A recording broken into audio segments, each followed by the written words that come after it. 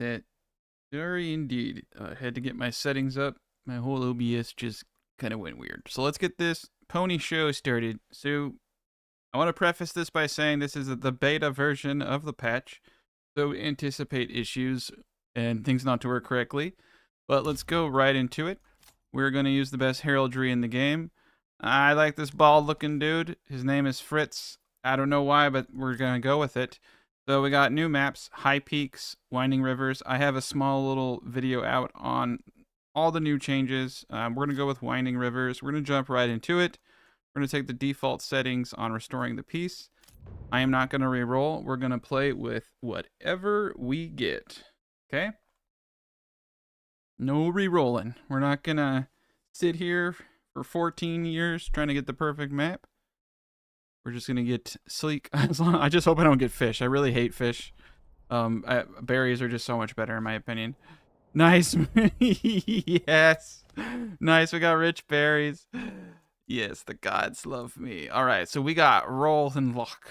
And there are some great deer Dorn Lee. I don't know. Something about a deer Shishipis. These are all some interesting little names we got going on here. Let's just get Shisserpiss. Okay, here we are. All right, so let's talk about just like a couple of things. You need water now. The basic well can hold is enough water for 15 plots. The stone well is enough for 30. So the whole game has changed. Things that you didn't really have to think about, you might have to just think about, like, tweak your understanding in a certain amount of ways.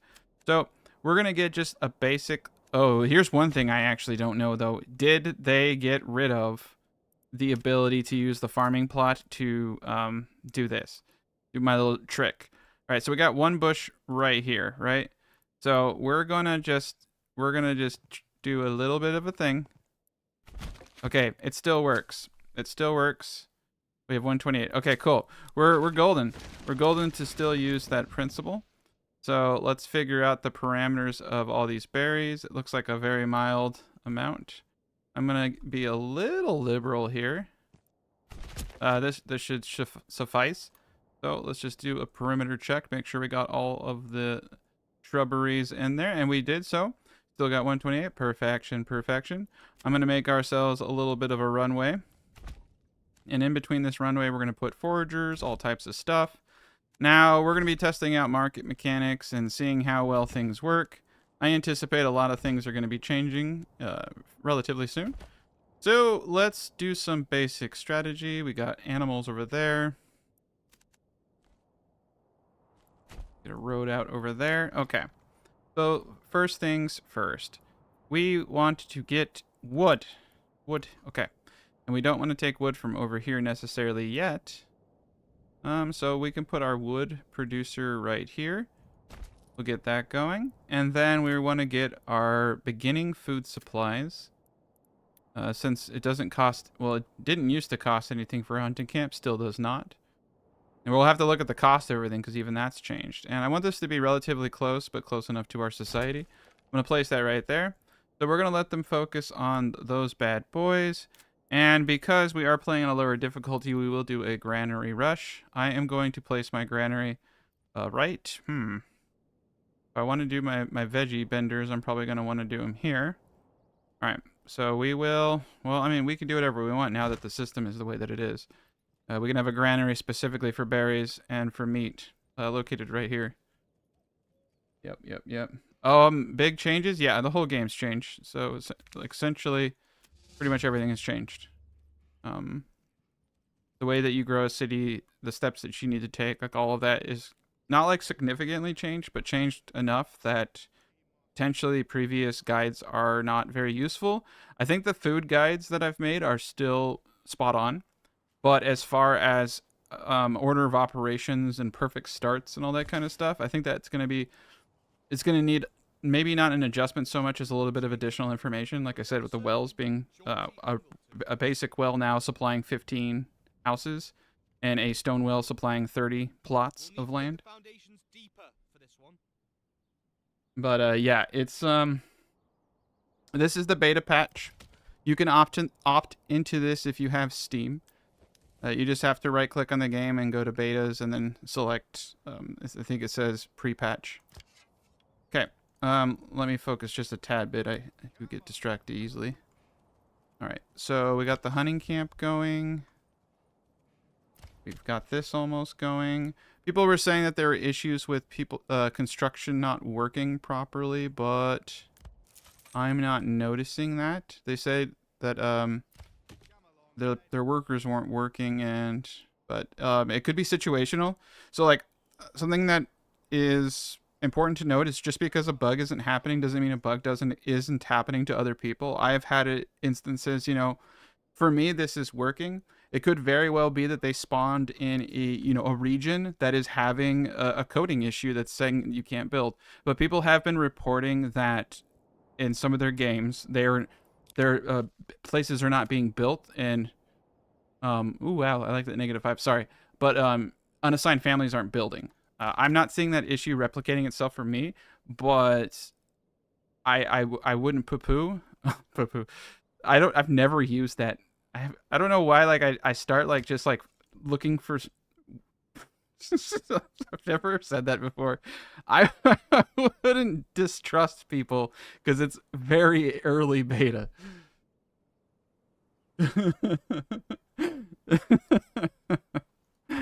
Oh man, I need a better dictionary.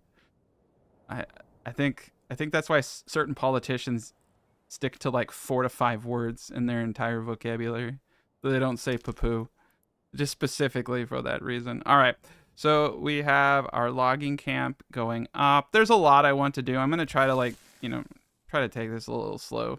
But the reason we're trying to get our granary up is so that we can get that massive bonus to get over 50% to attract more families. So now we want to move into getting houses.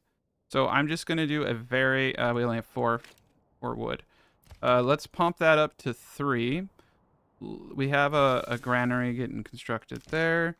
So let's talk. Let me slow down. Let me put the coffee down for a second so that we can discuss some of these things. So, as I said, a well now will supply 15 homes of plots. Now, wells and taverns now interact a lot like the markets. I don't know what that means, but we're going to look into that so I can explain it a little bit better. I mean, like, I can guess what it means, but I'd really like to see. But essentially, I think it's going to be proximity. I think what they meant by that is that this well will serve the first 15 closest plots. So if I had 15 plots here and 3 plots over here, those plots would not have water because access would be prioritized based off of proximity to this well. So what that could also mean is that because people need to get their own water supply, people will go to this well to get their water. So this is what I want to look at and test, because that will cause logistical issues. You know, if I have a well over here that's feeding the 15th plot over here, he's walking halfway across the region to get a drink of water. That's going to cause efficiency issues. So you might have it, and since wells will interact the same way that markets do by proximity, even though this well can serve 15 houses, to negate, logistical issues, you may want to just keep in mind that you'll want a well close to wherever you're placing your houses to reduce those travel times. I don't know if that's how it works. I'm just like, educated guessing based off of what I understand those words to mean in that context. But okay, yeah, let's go to normal speed, because I will be explaining a bunch of stuff, and I tend to make mistakes when I'm not paying attention. So let's focus on the basics so that everyone doesn't die. Unless that's what you're here for, unless you just want to see the world burn. In that case, strap on in and prepare for the ride. Let's get another hitching post up so that I can buy another ox.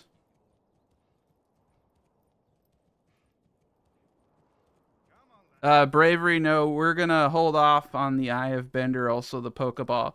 So Bravery is referencing a new design. I have actually come up with a design that allows you to have a centralized granary and market specific to that industry. And now that we know how everything is dialed in, it will actually work beautifully. But I have created a superior design for producing veggies and apples that's actually better than the Bender. But I'm going to hold off on that until I can showcase it properly. But we will be using something conceptually the same in this if we get to, well, yeah, we will be for sure. It's really cool. Yeah, it's actually really cool looking. It looks more organic than the Bender because it uses a more pleasant shape. And you'll only have to make one. It's about 4 Morgans worth of veggies and apples per setup. But yeah, I digress. I'll definitely show you some new designs that I've been working on. I've been trying to come up with a new design for quite some time, and I finally, after playing around with a bunch of shapes, basically, like that one dude from Idiocracy trying to like shove a square into a circle, I have found something that's very, very, very cool. All right, so we have seven wood. Like I said, I get talking and I start playing like a noob. Okay. And also remember your family-friendly your corpse pit is also really good for measuring out the perfect like length for houses. I know the length of a corpse pit pretty well now that I can usually eye that stuff, but yeah. So that's 4, but we need 1 more piece. So we're gonna do, yeah, I like to do them in 4s. I've noticed recently with burgage plots that they seem to not be like, you might have to tell them to not snap to the road if you want to get the best out of it sometimes. Because see, like here I can get a nice 3er, but if I want to get a 4er, I'll have to use a snap. But you can see, look at that. Look at that distance, right? I want to go to a halfway point between this in order to get what I want. So I feel like there's some inefficiencies, and honestly I noticed this after the last patch. I just haven't really said anything about it. Yeah, Idiocracy is probably one of my favorite movies. I think I quote from it far too much. Yeah, no, it's I started calling it the Golden Bender, but it sounds too close to another word that I probably won't use it because I will get demonetized for saying it most likely. And so I'm still trying to come up with the name for it. I don't know. I don't know what to call it. It's a pretty cool design though. Yeah. But anyway, okay, we got our 8 wood. So what we want to get is a few more things. I almost think I should probably do the empirical Bender. All right. So we need to get all this stuff up. Sorry, you guys can't talk to me about stuff because I geek out a little too hardcore. You guys got me thinking about my new design, which I'm actually really excited about. And let's get a marketplace up. So I want to note, based on the patch notes, they have decreased the capacity of market stalls. So again, a lot of market stall logistics have changed tremendously. You're going to have more market stalls than you've ever had before.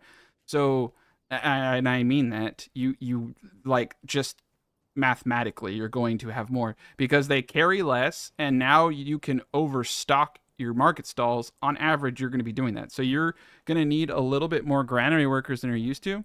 However, I will note that once your population gets to a certain size, you typically will have people just kind of sitting around doing nothing. All right. And what we also want to do right now is get the berries. So we want the berries, we want the meat.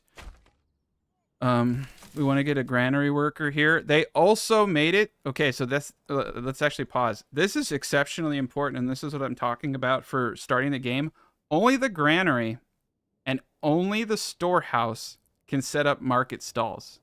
So hunting camps cannot set up market stalls anymore. So you have to have a granary, and you have to have a storehouse to get firewood to people.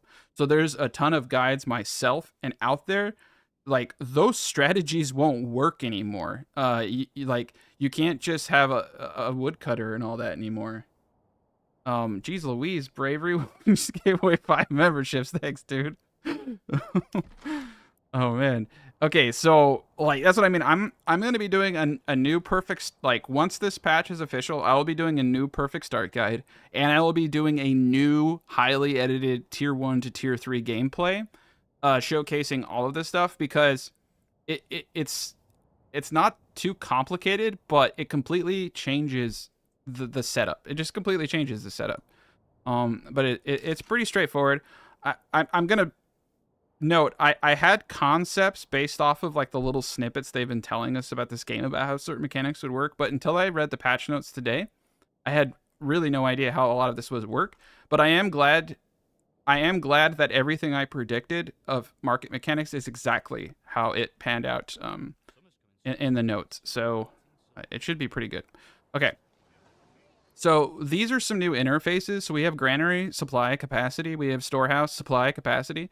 So this capacity you can see is family. So it's basically telling you, hey, interesting. It says 100% already, and we don't even have anything. Oh, dude, this is so cool.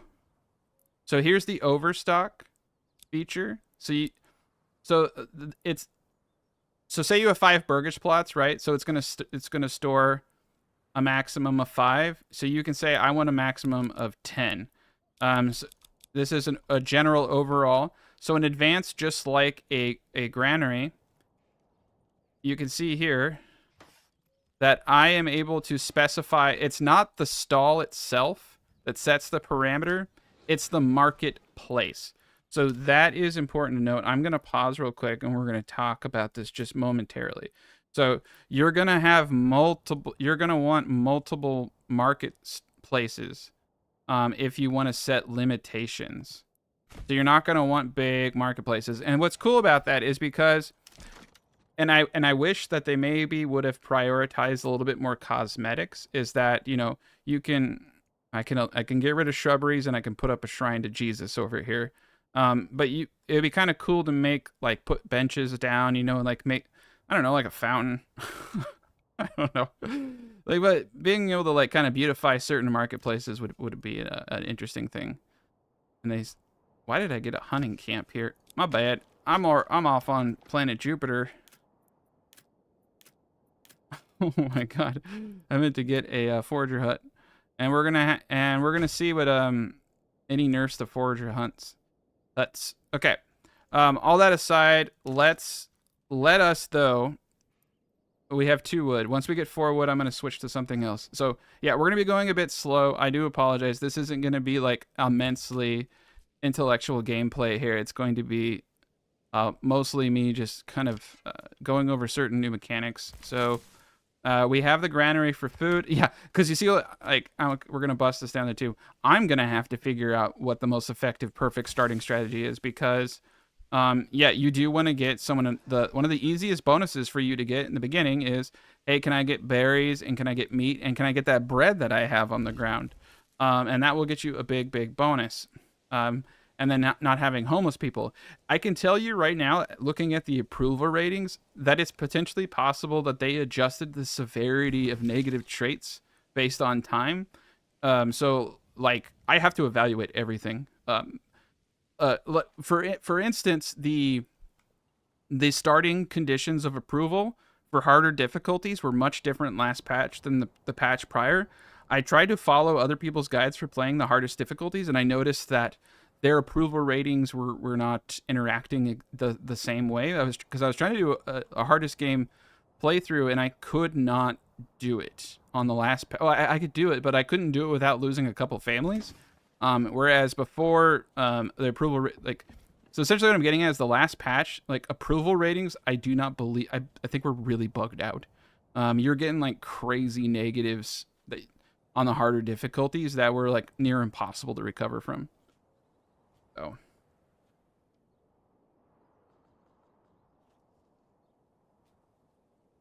Yeah. I'll be making new everything for Manor Lords with this.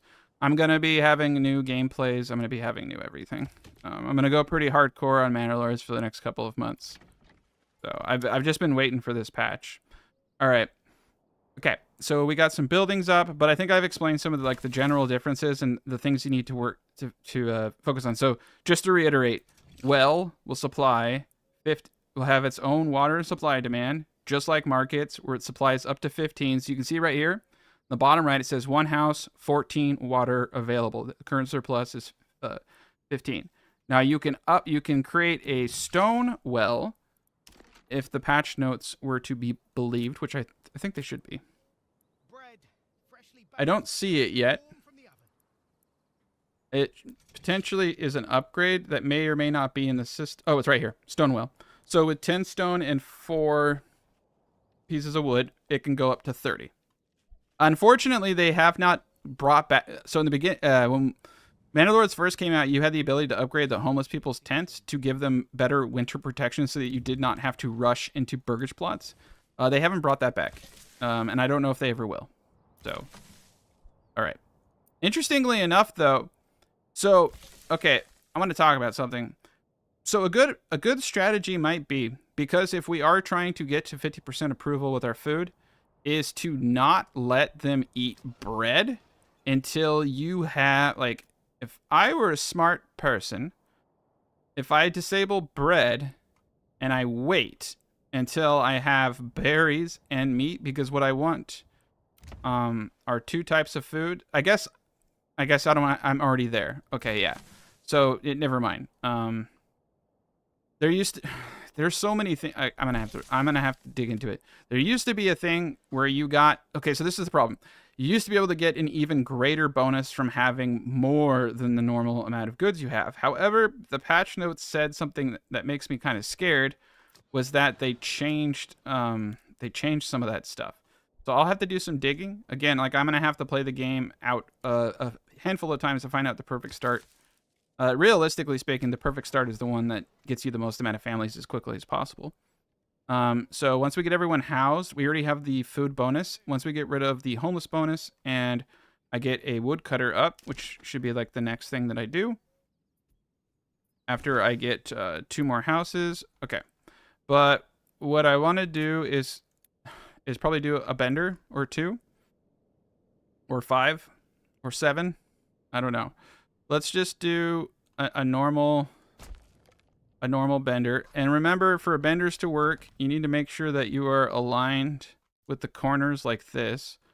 So you don't want to be in an angle. People have told me that they can't get the benders to work, and that is why. You need to be corner to corner aligned like this. It's just the way that the plots pull. And if you've never heard of the bender, you're probably living a very exciting life. And I'm jealous. But for those who know it, this is the bender. All right.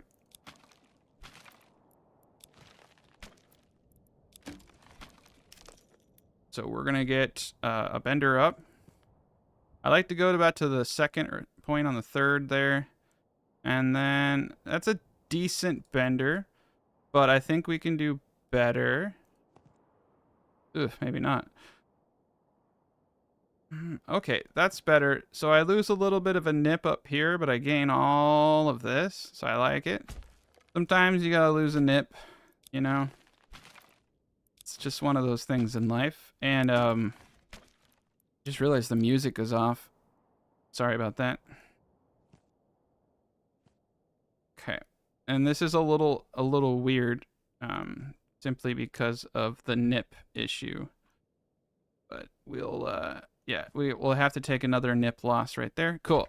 So we got 2 houses. These are double burgage plots, which are a lot more fuel efficient. But the single plots that I'm making, I'm gonna do eggs. Now I'm hoping. So in the last patch, there was also an issue where eggs were expiring very quickly.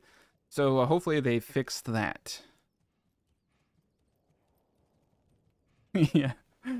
I'm just, if all I want is a Wikipedia page that specifically just talks about my greatest accomplishment being individually just the bender and nothing else, I guess. I don't want to be known for anything else. Okay, cool. So we're getting burgers plots up. Now remember, I need to get the storehouse up to get my realistically speaking, the next thing I should be rushing into is to get the storehouse so that we can get our first military. And we want to start attacking bandit camps to get some money coming in. So I'm going to get the storehouse up just preemptively.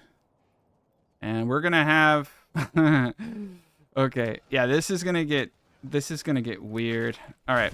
Let's go back to the drawing board here, because what I'm going to do is we're going to make individualized economies, because my leather's coming from this hunting camp. I'm going to put a tannery over here. I'm going to put a marketplace next to the storehouse here, like literally right on this storehouse. Okay, and then this marketplace is going to only deal in crafting materials, boots, and all of that. Okay, that's all I want it to do. I don't actually even want it to do firewood, so we're going to say no to that. And then the storehouse itself, I'm going to set the items stored there to mirror the marketplace items. Same with the granary. The granary is actually fine. We pretty much have all of our food centralized here. But if you wanted to, you know, mix and match, same principles. So this is where things I think can get a little interesting. Let's come down here. So we got 16 stalls. I think that's perfect. So here, pretty much the same concept. I don't want any of those things. And what we're going to want are multiple storehouses. And we're going to probably put a storehouse for wood cutting over... Actually, I might do wood cutting right down here. Have its own individual storehouse, its own individualized marketplace just for wood.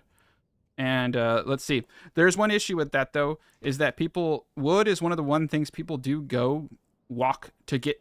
It's like one of the only things. Everything else is just like flown via drones. So all those drones in New Jersey, it's just the Manor Lords patch, man. That's how goods are transported now. But realistically speaking, they will have to walk to it. But this will allow you to centralize your wood cutting in your residential areas. And I think that's actually really interesting. How people are going to move goods from one marketplace to another that are sharing like-kind items of storage, that is something I will have to figure out. Okay. But here we go. This is really cool. This is probably the greatest achievement of life. Okay. Let's do one in the forager hut and one less in the logging camp. Okay. So we have everything being built. We're going to be above 50% here pretty darn soon once I get that extra house up. Now we have meat. Oh, we need to check. The hunting camp generic storage is full, so they will not gather any meat until... all right. This is so complicated now. Because you have to have someone in the stores. You have to have someone in the granary. All right, we're going to stop hunting meat until I can get... well, I guess I can hunt meat now because I have someone in the storehouse coming to get stuff. All right, but let's build all the houses so we can attract a family, and then I will go back to meat gathering, and then we're going to be above 50%. So I'm going to take a break from explaining game mechanics, and I just need to get us over that hump so that I can maintain a high approval and we can maintain some kind of growth. Yeah, singles are good for chickens, and they're good for artisans, of course. Double burgage plots have a massive advantage depending upon the size of... If you're going for a really, really, really large population, double burgage plots will save you a fortune. An absolute fortune in fuel. All right. And I don't believe did I ever order that ox? I did, because my regional wealth is 30. All right, we got our first point. Let's look to see if they changed the names of anything. No, I am a little concerned. So I said I was going to stop talking about game mechanics, and I can't. So beekeeping, let's talk about beekeeping. So there's a very specific language in the patch notes that say that now things will be eaten equally instead of randomly.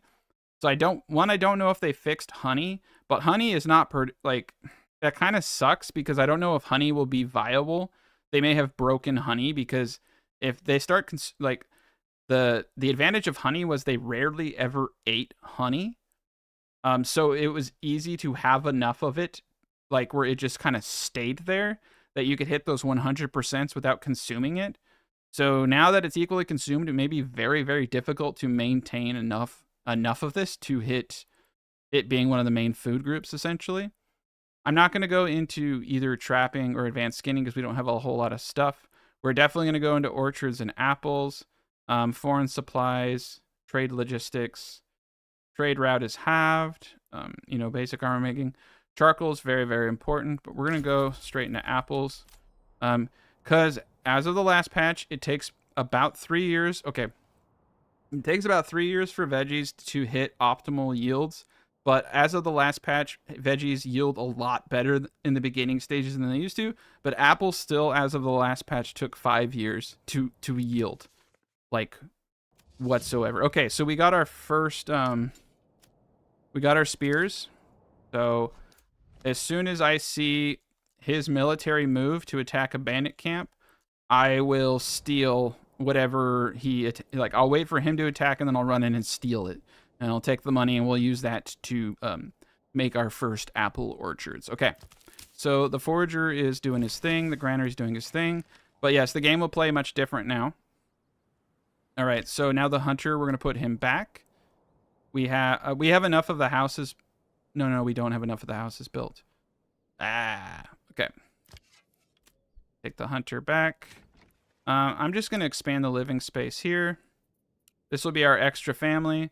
Once I get this built up, I'm going to put him back to hunting. We're going to be, in my opinion, well over the 48%. And then we can focus on getting some boards, getting a church up, and just kind of solidifying that nice little approval and, gradual growth. And then checking out the new marketplace mechanics. Oh, geez, Louise. So, when you click on it, it will show you where they were. I said, that's interesting. So even though I said not to put a food stall here, what did you do? What did you do? Okay. Well, we're going to relocate that over here. That's scary. Hopefully it's working. So yeah, now it's called a common goods stall. All right, well, I'm going to relocate it to its proper location. Oh, nice. They got that one up too. Well, I might as well just bump that out. All right, we're bumping them both out. So now we have enough. 48%. It's saying homeless. No, that's previous months. So we have a perfect 48%. Once I get the double food bonus, which I still have. Okay, so actually what we should go into here that's going to be easier is fuel. So if I go into fuel, we'll be able to hit that bump a little bit faster. Or I could even do the tannery. But fuel seems like a much more logical choice because I don't want to die.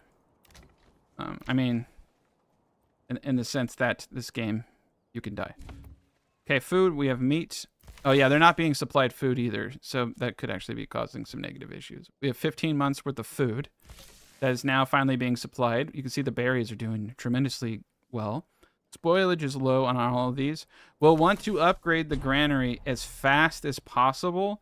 When you have an upgraded granary, the spoilage rate of everything is so minute. It's like 1 and 2%. But currently our spoilage rates are between like 4 to 6%, which isn't crazy bad. But once you start getting into the hundreds, it's really bad. But it's bad. Okay, cool. So now we're going veggie. So in 3 years, these will yielding perfectly. Once we get 2 families in them, this will bring in a good source of food for us. That's the first bender right there. Yeah, we're gonna talk about a lot. I'm an accountant, so like once you start talking numbers, I basically just lose my mind. I could talk about numbers all day. I mean, I do talk about numbers all day long. So I have a high tolerance to number talk. So another thing I thought about too is like you could technically build like I was thinking about this in my when I was doing my I was trying to do a hard playthrough, is if I built 2 hunting camps, I could technically just switch out to another one when it got full of leather, since they are free to build in the early stages of the game. You could just switch out instead of having to have a storehouse, and that way you could still keep the meat coming in while you're building up other things, but that may just be kind of silly, but it's a little thought of mine. Okay. Yeah, I'm a little I'm a little freaked out that it put the stall there, but we can move the stalls. There's nothing inside of it because we don't have any wood yet. All right, so here's the wood. Even though I told it... Okay, I haven't told it to do anything yet. Okay. We're going to allow this place to store everything right now because I don't have anywhere else to put it. But eventually I will say, hey, don't ever put firewood here, and I will have a designated firewood spot that's going to be right down here. All right, cool. We're going to turn that bad boy on. Our berries are good. The only thing we don't want them to touch is this, but everyone over here is so far away from that, I'm not really worried about them going off the trail. All right, we have enough wood that I'm actually going to pull him off, and we are going to put down the leather maker. I'm just trying to get the easy peasy ones that, oh, we don't have any boards. Okay, so the leather maker requires boards. And I don't remember that being the case before. So the first thing we want to do is get a saw pit up. And, yeah. Oof, okay. This is going to be interesting with all the individualized stuff. But, yeah, you'll definitely want... I think you'll probably want a storehouse just for leather making that's near your cities where you'll have goats and near your hunting camp. And, like, that's, like, literally what it does. And then you'll want a secondary storehouse for industry. Well, you'll have your boards and everything else. So there's going to be a little bit of inefficiency here, but we can tune that in a little bit. All right, we're over 50, but we need 51%. Fuel is coming. So this is probably going to be one of the places I want to get a marketplace for firewood and a storehouse up ASAP to relieve some inefficiency issues. We have one family. He's going to go off and do his thing. But yeah, we'll get some board production going, and then I can build a leather maker. All right, 51%, so we should start attracting families. Pretty shitty. I mean, we're in July. I typically should have had another family by now, but again, I got talking. I think I can do another perfect start guide, though, for sure.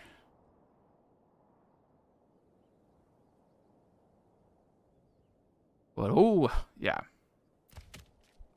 Yeah, there's some good stuff here. There's some good stuff here. I'm really digging these. I'm gonna be honest. I really like what they've done.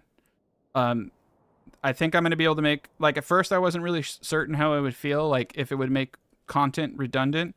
I think these changes are gonna make the game so much more easy to understand and explain systems, and I feel like I'll be able to design.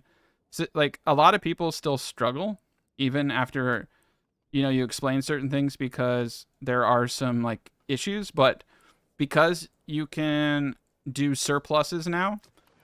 So this overstock, let me explain. So let's explain this. And I already have. So the maximum we can store in these stalls is based off Burgage's plot still.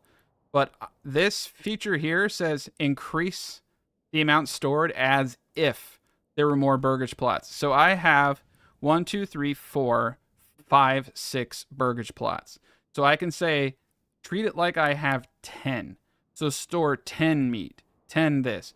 That's going to make, so you can see that's going to make maintaining food variety, fuel, and clothing so much better. So a large reason that people go into charcoal production is because firewood could never be kept at 100% because you have to have the exact amount stored and it's always leaving. So when you have charcoal, because there's only one type of fuel per house, it would count as if it were the same. So now you don't have to go into charcoal to get 100% fuel efficiency. And also what this means by having an overstock, right? It means that you can have your storehouses and granaries further away from market areas because now you can just say, hey, when you stock this place, stock it like there's 15 extra houses. And so, so let's say you have 10 plots and you're saying stock it like there's 20. Well, when it goes down 5 houses, you have 15 houses worth of product and you only need 10. And you already have another granary worker coming to stock that difference. So he'll just be constantly overstocking it to the point that you never even come close to what you actually need. And that means that you could have a granary over here and your housing over here. So like that's what I'm getting at. So essentially, if you're ever in an issue where you have the product but you don't have 100% efficiencies, you're just going to gradually increase this overstock by 1, until you no longer have that issue.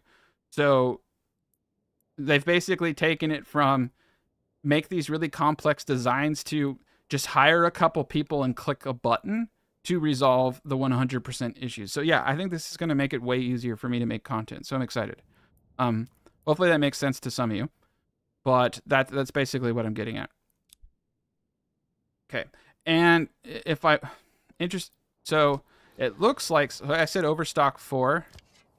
What I want to know is that, yeah, it's every marketplace has its own.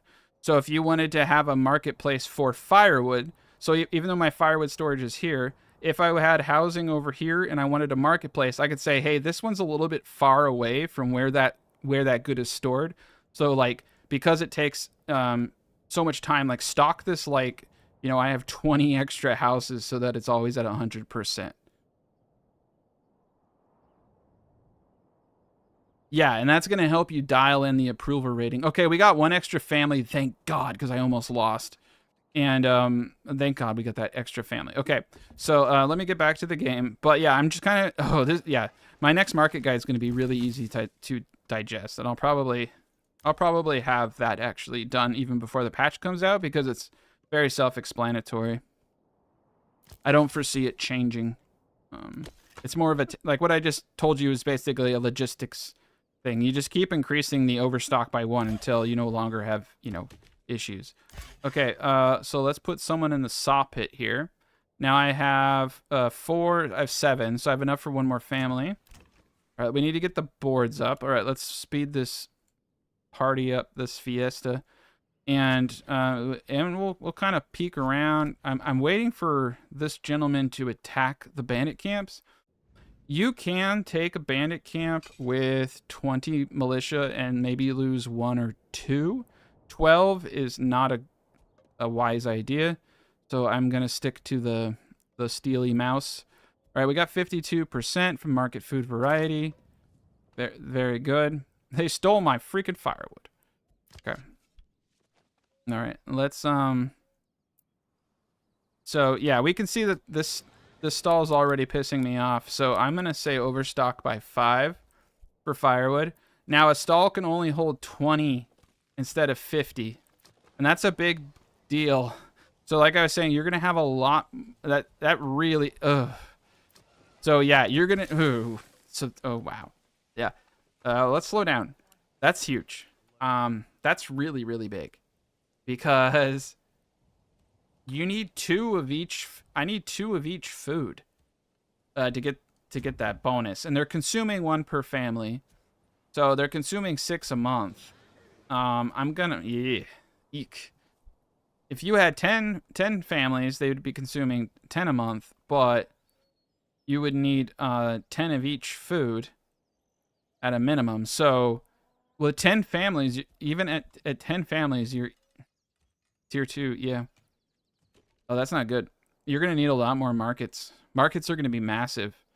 So remember what I was talking about how overstock will be used to compensate for logistical challenges. What I think is going to end up happening is like you're going to have like one market here, one food market here, like, because realistically speaking, when you get to tier 4, you're going to have 4 foods, and you're going to have between 2 to 4 families.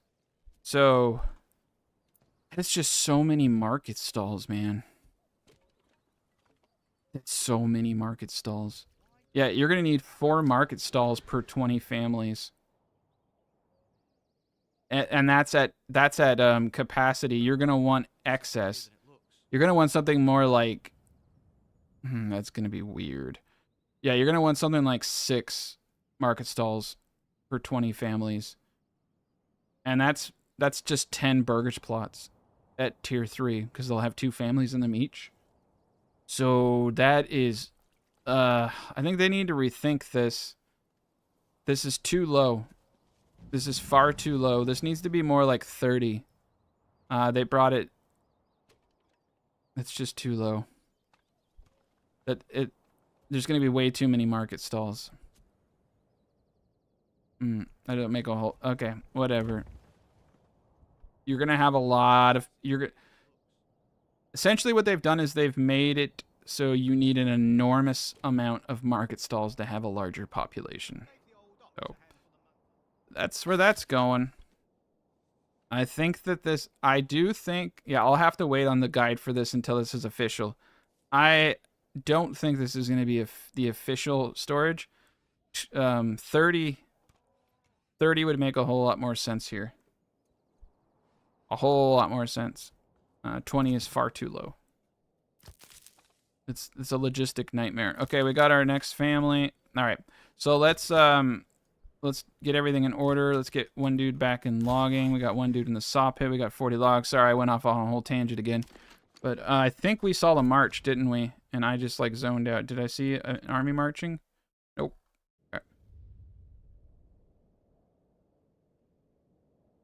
Yeah, I know he says he doesn't want giant populations, but having to have an entire family dedicated, having to have 4 families per 20 families dedicated to operating markets is really bad. Like that's a no. I get it. I get he doesn't want large cities, but this isn't the way to do it. This is a really bad way to do it. It's a very, very bad way to do it. Very, very, very, very bad. Okay. If I have to have 4 families per 20 in food stalls, right? What's that?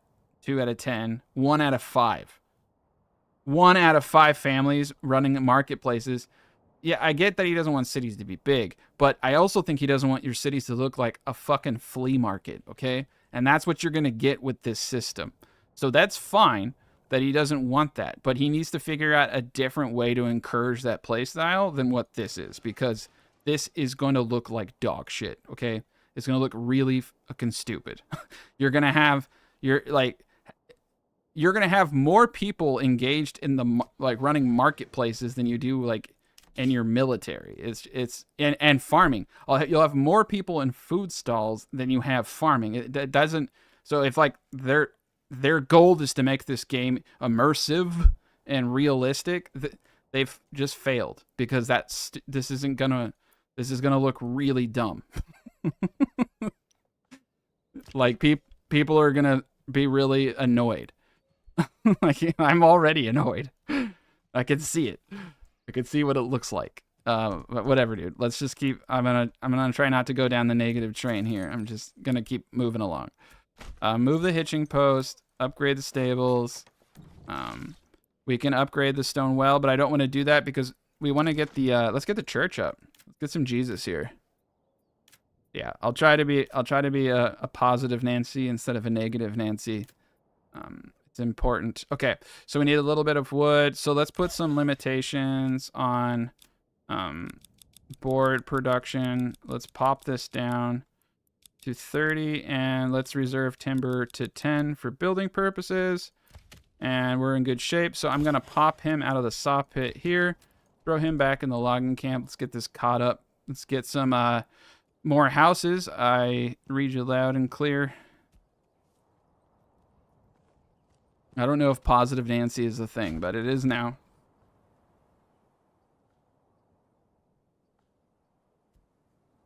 I like the new system of management. I just think that they need to bust up the food stalls to 30.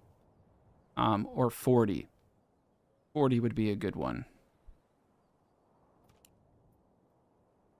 It's just too much. It's too much of a nerf. Unless one family can manage multiple stalls, and then it's awesome. But I don't think that's the way that it works. My understanding is one stall has one person working it and 2 people shifting carts.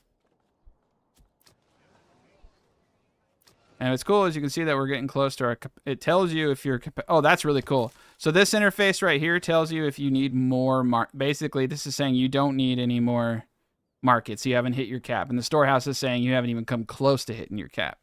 That's really cool. I like it. We also need to get our leather maker up. Get the leather maker up. Primarily, we need to get houses up, though. All right, we have a lot of berries. Yeah, we have nobody in there because we have no berries. I'm tempted. I'm tempted, but I know that we need Jesus, so they really like the church. It's very powerful. Once we get one more log, we'll be in good shape. So we just need to get that 5th log, get the frontier Jesus in here, and then we'll be golden. Boom. Church it up. All right, we've got all the building blocks for success right now.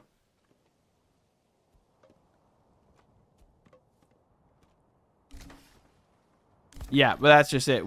If one family can only provide for one family can provide for 5.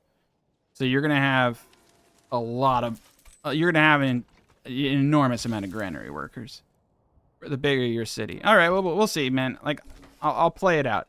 I have my concerns though. I do have my concerns. I think that looks I can like 1 out of 5 seems silly. Something like more like 1 out of 8 would seem more feasible. But we'll see. We'll see. That's why this is a beta. But yeah, if you don't like that, you better just start crying, because that's the only time they ever listen. People just start reeing en masse. Okay. Why is he not moving? So he's not attacking like he used to. We're already in October.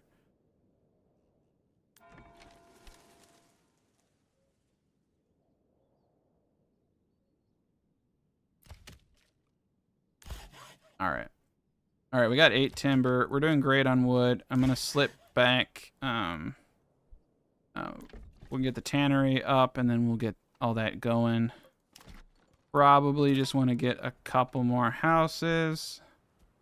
I think what we're going to do is a secondary bender. And we're going to do apples next. I'm going to do the patented lazy bender, where I just kind of wing it. The lazy bender typically always works. I just didn't want to put down 2 more corpse pits, but it is a bit wider than a normal bender, so I may have some issues here. All right, this is apple orchards don't need to be as optimized. Good. It's usually just veggies that have the logistic issue. Apple orchards are like, not every tree yields apples. It's like only half of them do. So they move around them pretty easy. All right. This is a weird one. I probably should have just done a 6-pack design for apples, but this will be fine. This will be fine. All right.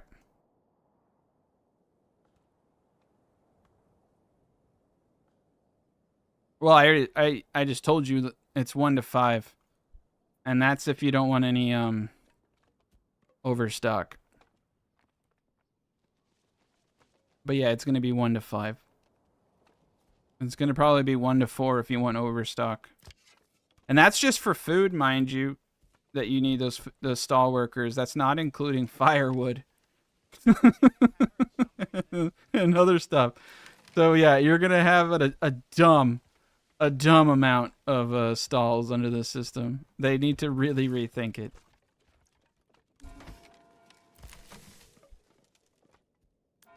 I just totally spaced on that. I totally forgot about all the other stuff.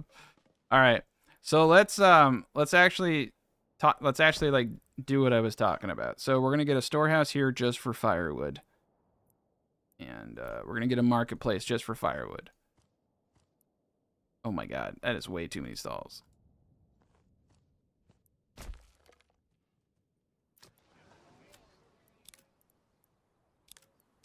All right, so just firewood. And then once the storehouse is up, we'll figure that out too. Now, they did say that people will be able to directly pull resources from the granary and storehouse instead of pulling it from marketplaces, so you may not even need to overstock.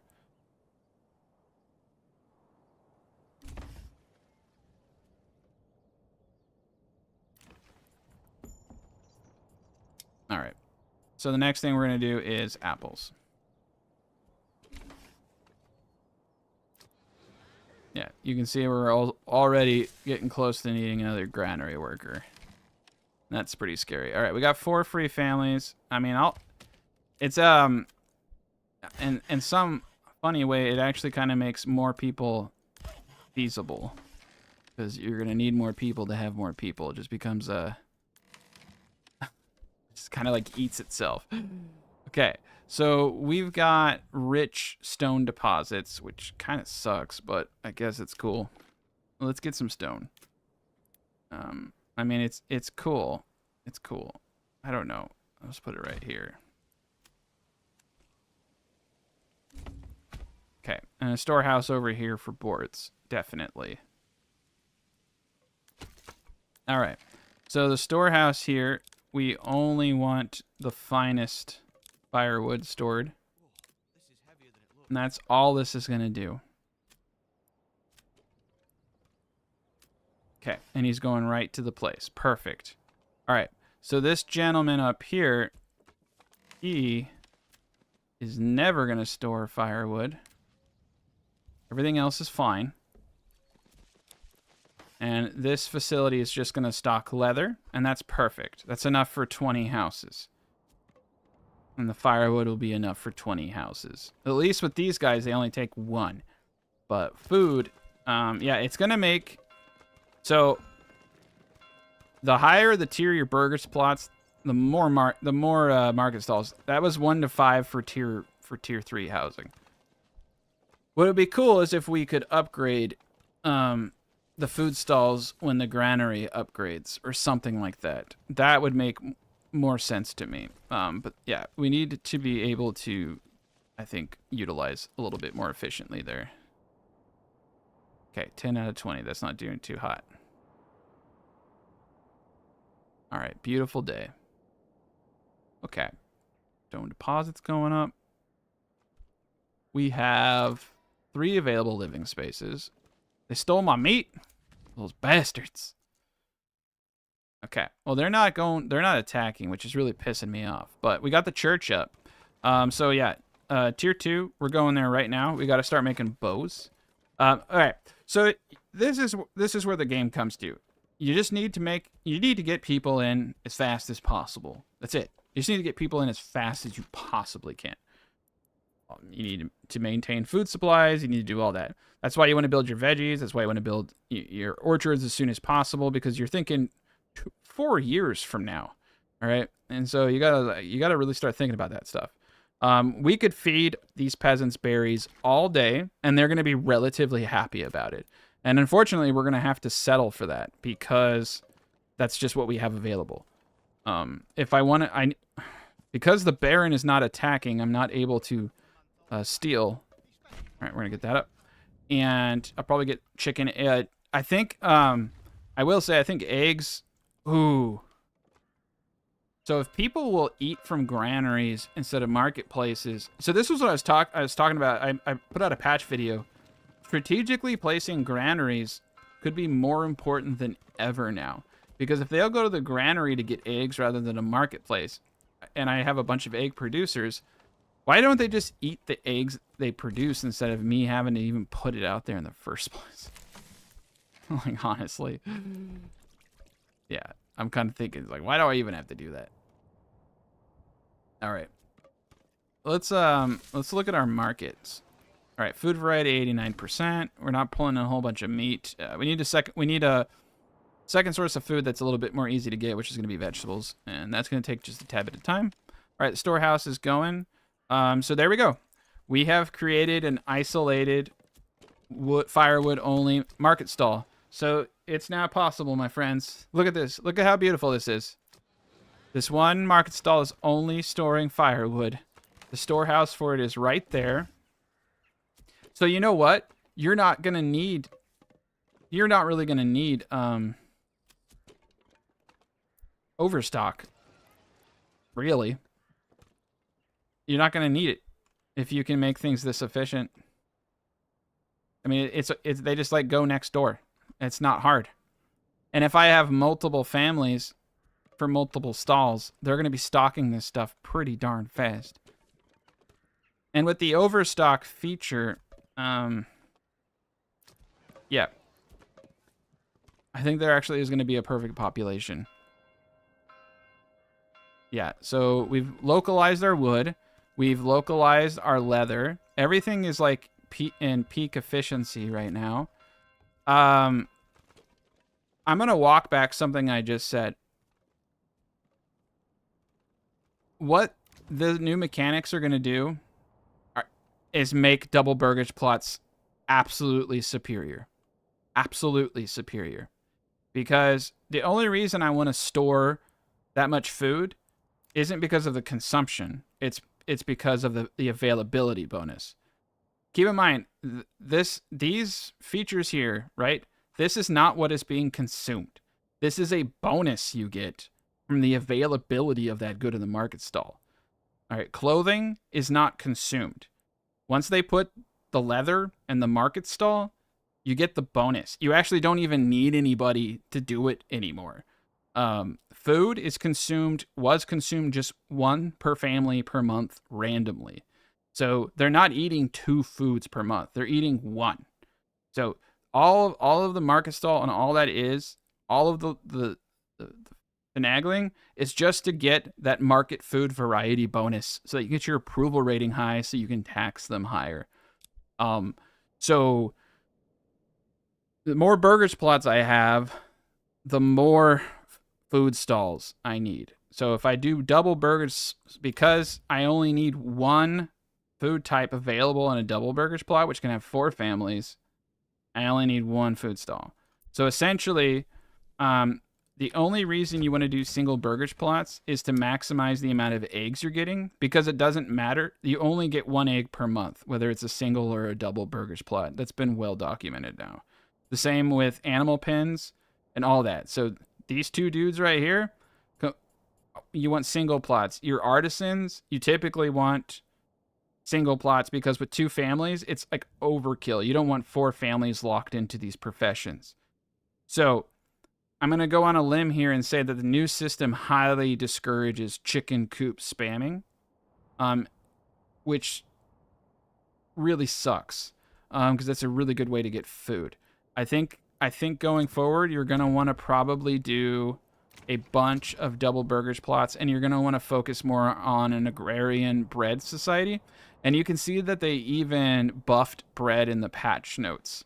They doubled bread production. So interesting. I'm starting to realize that the solution to not having this massive marketplace problem is realistically to just do as many double burgers plots as possible. That's also going to reduce the amount of the firewood that you need stored, because you only need 1 per plot stored to get that 100% bonus. Interesting. I don't know how I feel about it. I think it's actually a mistake, but I think that they need to think about these things from a different perspective rather than their own. Like, I get what Greg is trying to achieve, but these changes make the game lame. They make the game like they make it so you have to cheese certain mechanics to build in a certain way. And the problem is while Greg may not want people to do that, they are going to do it. So like wishes and wishes and all that aren't going to change the fact that people are going to want to grow big cities. And in order to do that, it's going to look really bad. It's going to look so bad. Okay, let's find the yeah. So I need a 10 regional wealth. Okay. So we're getting passive regional wealth. Let's get the trade post up now. I should have done that a while ago, but I am exploring. So I think I'm going to get the trade post up actually like right here, since it's close to the granary and the storehouse. Yeah. Yeah, we're good. All right, let's Let me turn on the freaking music so I don't have to hear myself breathe. I said continue. Oh my god, I can never remember how to get out of the help menu. Can someone help me get out of the help menu? Oh, it's closed. I can never see it because I have my microphone right there. I'm like, oh my god, I'm stuck. Okay. All right. Well, we need to get an army. He still the Lord still has not come over here. We definitely want to build a bridge at some point. I think it said it's just supposed to use, yeah. So it uses boards to build a bridge. It just uses the natural road tool, if I remember correctly, and that's what it looks like. All right. So I think that in order to grow a bigger society, we're going to be doing, for sure, multiple burgage plots from now on. These will be the artisans, and this will be the industrial area back here. Hunting camp's going strong. We're at 63%. Track their movement. We got 365 days. We're good.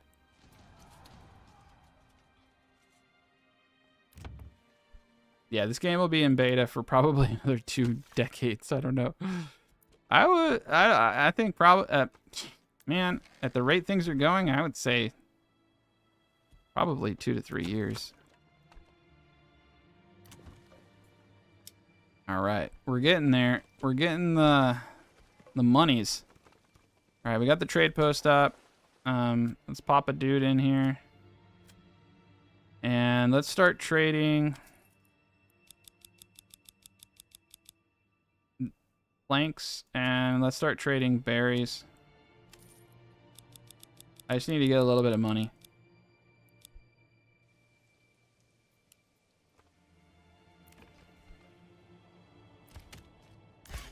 All right, we're doing great. I'm gonna pop that down to 1 person. Storehouse. I'm gonna start upgrading all these storehouses. I'm gonna start upgrading the granary here too. We got 1 dude getting stone. We have 36 stone. I actually think that's more than enough, but he's got nothing better to do. So, okay, yeah, and let's get a another storehouse up over here. All right, let's get 1 dude over there in the forager. And if we want to get all these berries, which I do, I want to have 6 families in total to. So if you don't know why, the reason is because it procs 80 11 times over 3 months, and so you need to have enough people to gather all of it, and you can get up to 800 berries in 1 year, and you can make a fortune off of rich berry deposits. Fortune. Absolute fortune. Rich berry deposits, one of the most powerful things in this game. Wait, the Baron's moving? Oh, the Baron's moving. Thank you, guys. You guys are like my alarm clock. I know you're there, but I don't acknowledge anything until I get out of my daze. All right. Cool. We got 20 people. We could technically take the bandit camp ourselves with potential minimal casualties, but I don't want to lose a soul. All right. So he is trekking this direction. There are currently 2. He's going from that way too. There are currently 2. I would presume he's going to hit the closest one. Oh no, how do I get across? Can they not swim? Oh, there's a bridge over here. Okay, but I need to take that in mind because if I want to come over here, I have to go across this bridge. Okay, so we have a bridge in our territory that we can just. So if they ever attack me from over here, I'm just gonna sit on this bridge. Dude, archers are gonna be so OP on this map. I just need 1 Leonidas looking mofo and like, yeah, let's put these guys on run. You guys better start running. Yeah, just like 5 archers and 1 spear unit on a bridge.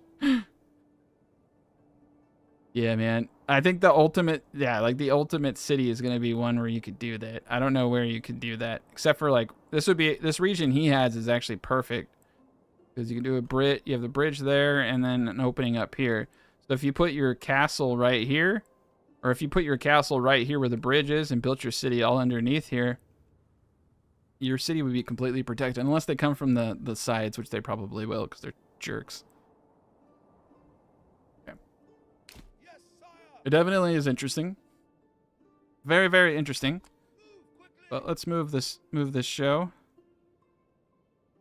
Can anyone tell me how many people are streaming the patch right now?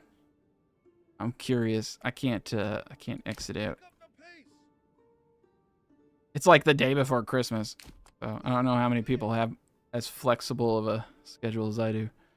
Dude, we're gonna have to. Oh, they got 2 groups going. I think. Oh no, they're zooming in.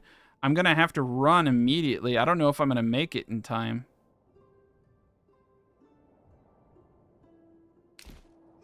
Oh, this is gonna be a weird. So the rivers do make it a little bit harder for me to steal. I don't know how I feel about that, and I don't want to get so. I don't want to get too close right now.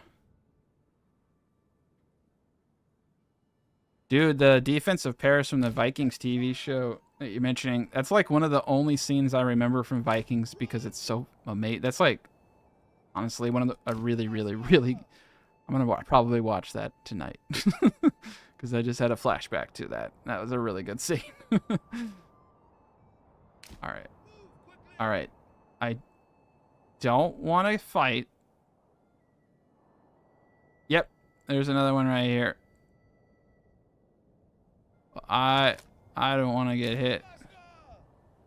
Oh, there's a back bridge. I see. I got you.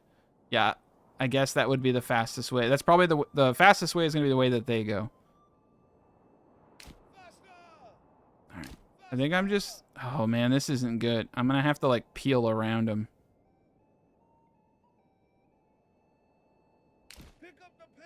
I'm just here for emotional support, guys. Don't mind me. Okay, so the outlaws are all just chilling. Look at that, man. They're having a good time. The Baron's a jerk, man. They're just... All they were doing was, like, stealing some meat and some logs. You know, they weren't hurting anybody. Okay, they've mustered. And now they're going to engage. And I am going to steal the hell out of this place. All right, I don't think those archers are going to make it. But I don't care. I just want to take their stuff. All right, we're going to get that apple money now. Glorious apple money. I could also hire mercenaries.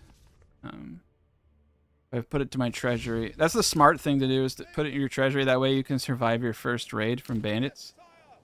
But I'm not too concerned because I do have my first boyer going up now. Boom! We've got the meat. Oh no, we're not. I guess we're Arby's. But all right, trade is going. We got 316 wealth. I'm gonna get in position for the next steal because they will go after this.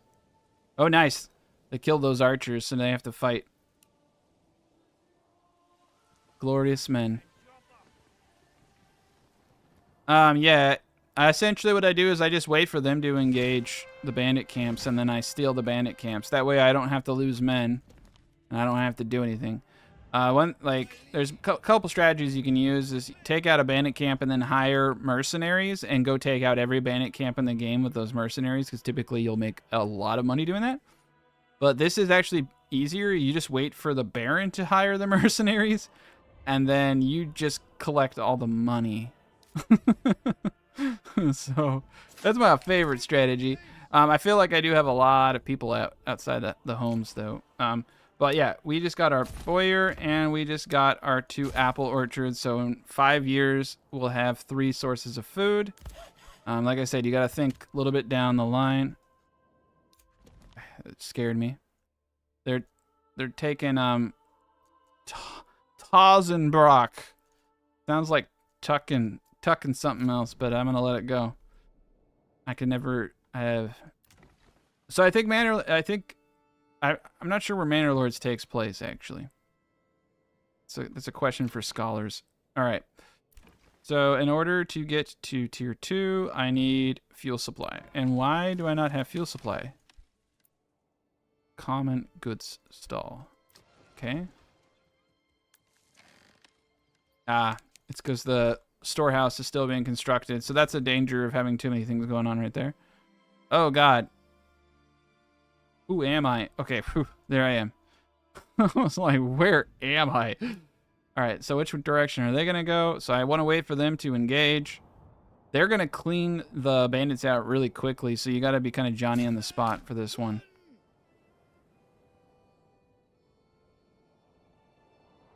Yeah, they can. They can easily do it, but it's a risk you don't need to take. The trick is to go into stand your ground and then immediately switch into push forward, like to absorb the charge, and then you can do push forward. But yeah, I don't want to lose any men. I'm just going to let him do all the dirty work for me. Come on. Come on. Yeah, this is kind of cool. I like the river, and I like that you can control the points of entry. I think that it will make for an interesting gameplay. Now, the other map is just 4 regions and a mountain range, and that one I think would be really, really cool for the harder challenges. Oh, shit. Are they all gone? No, they're just chilling. Why haven't they? That's weird. It's my loot, you jerk. Yeah, they're all just chilling. He's in cahoots. Is he in cahoots? Is he trolling me now?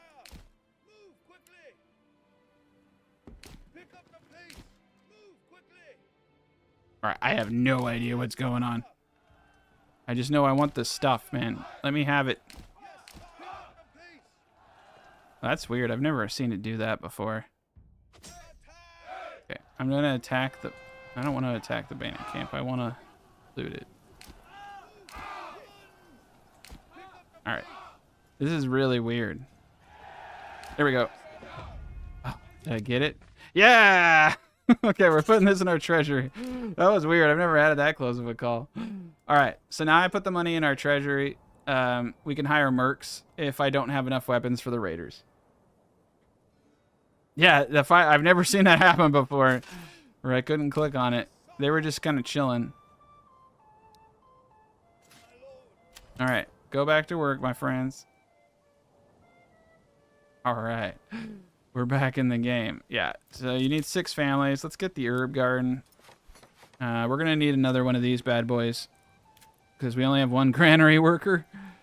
Yeah, we're going to need probably 3 of these bad boys. I'm just going to do it. 3 of them up. Alright, we got a little Jesus going on. We got 3 available living spaces. We got berries being sold. That's very good. I'm going to buy a horse. Yep. Alright, granary's still good. Let's upgrade that to a large granary. Hunting camp is doing fantastic. Okay. Our guys... So that's the problem, is he has to travel all the way over there. Realistically, though, I don't even know if I need a person in here for them to store stuff. I think I do. But I don't want him to do market stalls. I just want him to move goods. And he is not going to... Oh, he's going to just do planks. So I'm going to say no to any of this stuff right here. I want that stored at the other location. Everything else, I really don't care where it's stored. But boards and all that, I'll dial that in later. But the boards now can go right there. Upgrade that to a double. Yeah, now all the boards will be stored locally and anything we need them for. And it's not too far away. Okay, let's actually upgrade... Let's upgrade these to tier 2 first. I don't need anything really crazy. All right, but I want these to be tier 3 first as well. All right, perfection. All right, we could assign someone. Looks like I need clay tiles coming up here soon. I think we're good on stone. I'm gonna take this individual out. I'm going to put 2 people in the logging camp. I think it's actually time for us to start thinking about, you know, the environment. We're going to become environmentalists. Let's get a forester up over there. Now, they decreased the quote-unquote debranching of the woodcutter by 30%. So we can see that the woodcutter down here, it does feel like he's not, you know, deforesting the entire region. That's really cool. All right, we're going to go into rye cultivation because this is some of the shittiest farmland. And I definitely should have looked at where the best farmland was before I started slapping stuff down. Ooh, that's awful. All right. Of course. Down there. Okay. Ooh, beautiful. All right. I don't need much. I just need, realistically, I just need about 1 Morgan a pop. So, yeah. 1 Morgan. We're not going to use ox. We're going to do this all by hand because we're men. We're men. No. All right, one there. I guess we have to work hard. Okay, and 1 there. Cool. And let's get a farmhouse. Beautiful. The granary and all that's close enough that I'm not too concerned about efficiency issues here. And a 100% windmill. Cool. We're going to get some bread coming in now. So 74%. Crop rotation. They still didn't do what I asked them to do, which is to have 4 years so that you can do multiple crops in the rotation. Because as it is, if you want to be lazy, you have to do it just 1. Otherwise, your fertility just goes down too much. Whatever. Okay, cool. 1, 2, 3. Got rye going. Oh, rye is the best, man. When you're on the crap land, because I always go apples, it's just the logical choice. You go apples and you go rye, and you can grow so much bread. You can grow so much bread. This is gonna produce 150 bread a year. All right, like each one of these. So we're gonna have bread out our wazoo. And if you want to go crazy, if you get bakeries, it doubles the amount of bread you make per flour. So you'd make 4 bread per 1 rye down the chain. But you have to go to heavy plows, which I think are just really buggy personally. What I'm going to go into is probably coal and deep mining. No, actually, I don't think I am going to go into coal because I don't have any deep mining. So we're probably not going to go that route, actually. And I'm going to buy all. I don't really believe in producing armors because it's something you can buy. And then once you have all your armor sets, you no longer gain any advantage from those perks. So most likely what I would go into would be like trapping or advanced skinning. Advanced skinning primarily for the animal pins. Don't ever do beekeeping because wax disables a large portion of honey production. It glitches it out. So if you want honey. Hunters also collect hides from traps. I'll probably ignore all that. Honestly, I'd probably go into... this is going to be a tough one. I might go into trade logistics and better that... Yeah, we need we need a lot of things. We need a more robust trade system that works. I think that would fix a lot of issues. All right, so we're going to do lazy man everything. I'm going to slap, you only really need 1 family in here. I'm going to do 2 because I just don't want any hiccups. And I think we're doing a good job. The granary supply. So this is really cool. So now I really like what they've done here with it telling us that we are not keeping up with everything. So now I'm going to put 1 more family up here. It's a beautiful thing. The storehouse has a stall over here. I said no stall. I said no stall. When it upgraded to a large storehouse, it re-enabled that. Interesting. All right, and we need a little bit more. We need a little bit more Jesus, probably. I need to upgrade Jesus here shortly. All right, we're gonna make that big. Okay, I'm gonna need to pull back on some things. I think I'm gonna pull back on berries. I need builders. Yikes! Oh yeah, you can see that we're getting thick. I don't know why I used that word, but that's what we're doing. All right, we're gonna pull back there. We need to start building double burgage bloods. Double burgage. Okay. So in order to reduce the amount of those things, I am going to... We're basically just trying to build an army at this stage. I want double houses for everything. All right. Do that. 4. That's a lot of room I just wasted, but it's okay. We're probably also going to need another well. Remember, this well will only do 15. Now, I can upgrade this well so that it does 30. But I also think that there is... Oh, yeah, because I'm not... yeah, because wells have exact placements that will actually make this very advantageous. So let's do that. Also get this up, and let's buy 1 more ox. So we have 3 ox now. We have an 80% approval bonus. We're going to be attacked in 189 turns. We are producing archers. What are you doing, mate? Okay, advanced. Oh, it defaulted the crossbows.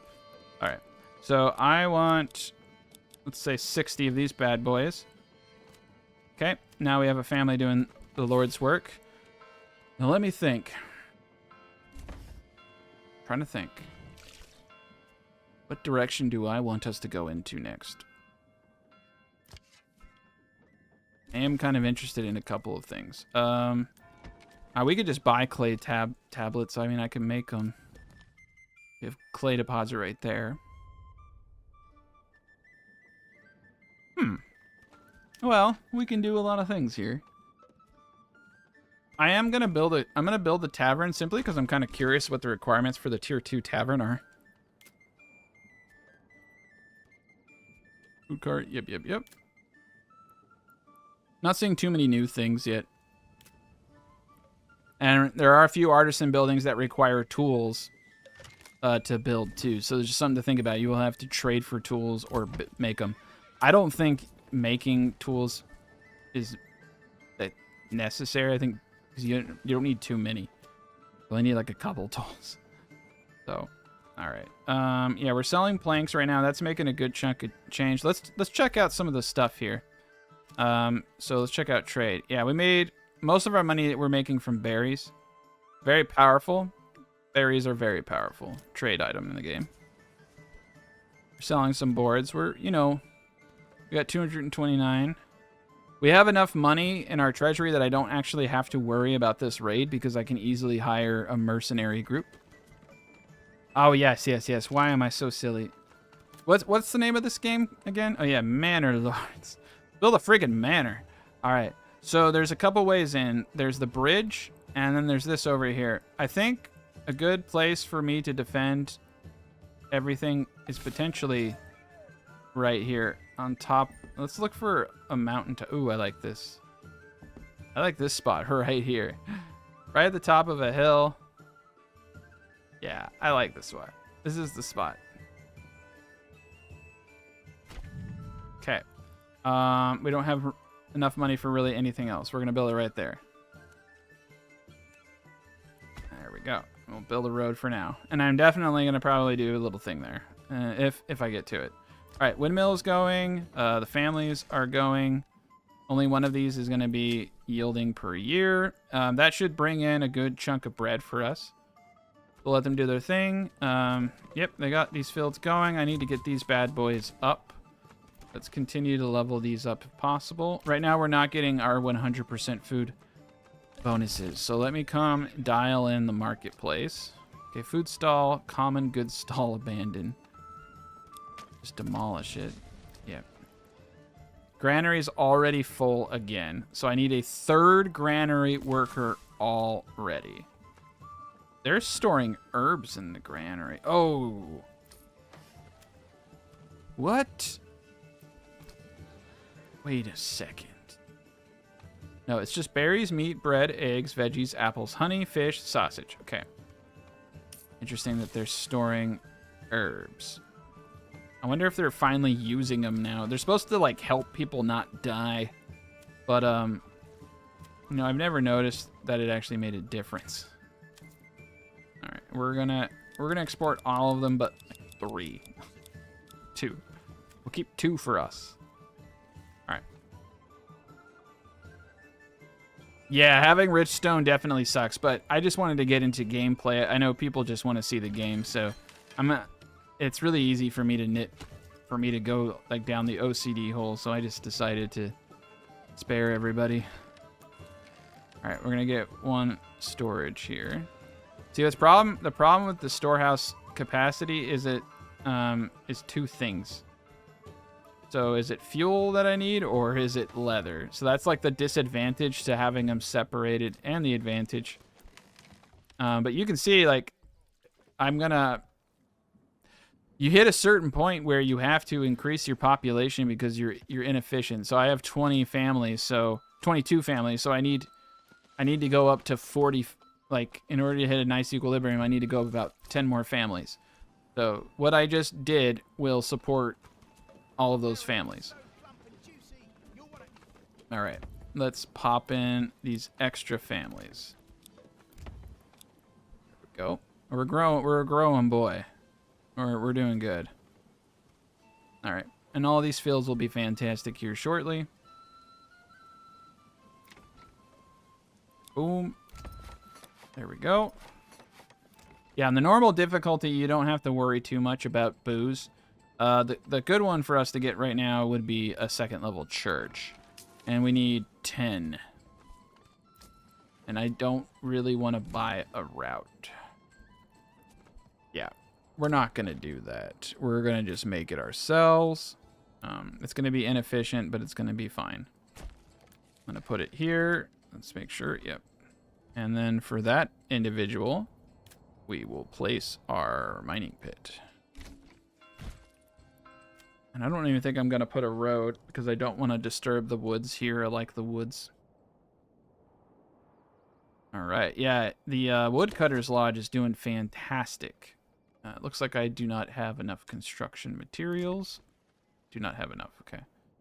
We have multiple free families. Okay. Forester is there. That gentleman is there. I guess he doesn't really need to be here anymore. That's kind of weird. I didn't realize we were storing all that stuff here. This is good. I don't want any. I want this. I don't want any leather products. Yeah. Iron ore is fine. Yeah, we haven't done any flax ever. I don't think I've ever grown flax in any of my playthroughs. I always just go for chainmail. I wouldn't even bother with the tier 1 armors, personally. Just kind of feel like it's a waste of time. All right, so the large tavern requires pretty basic stuff. The large tavern can supply up to 100 burger spots. So this is what they were talking about, how small taverns and wells will work. So it's called entertainment supply now. So it's 1 booze per 3 families currently is the requirement. You're going to have so much booze coming in now. I don't even know how this is possible. It's just, I get what they're trying to do, but they need to think about it because it just doesn't work. Just too much booze. It's so hard to produce that much alcohol. I always have to rely on trade for it. So yeah, we're going to go to trade logistics and better deals. We're going to have to just... We're going to need to produce something of value, and we're going to have to purchase a lot of alcohol. You can't buy the flax. Yeah, I don't know, man. I just don't like it. Sheep are pretty good for trade. If you just... What I'm noticing, too, is that you almost get bottlenecked if you have too many things you're trying to trade. So, I think sheep would be pretty decent. You just want to sell a bunch of yarn. Dang, we got 300 wood. That's amazing. Okay, so we got common goods. Nothing. Why aren't they doing anything?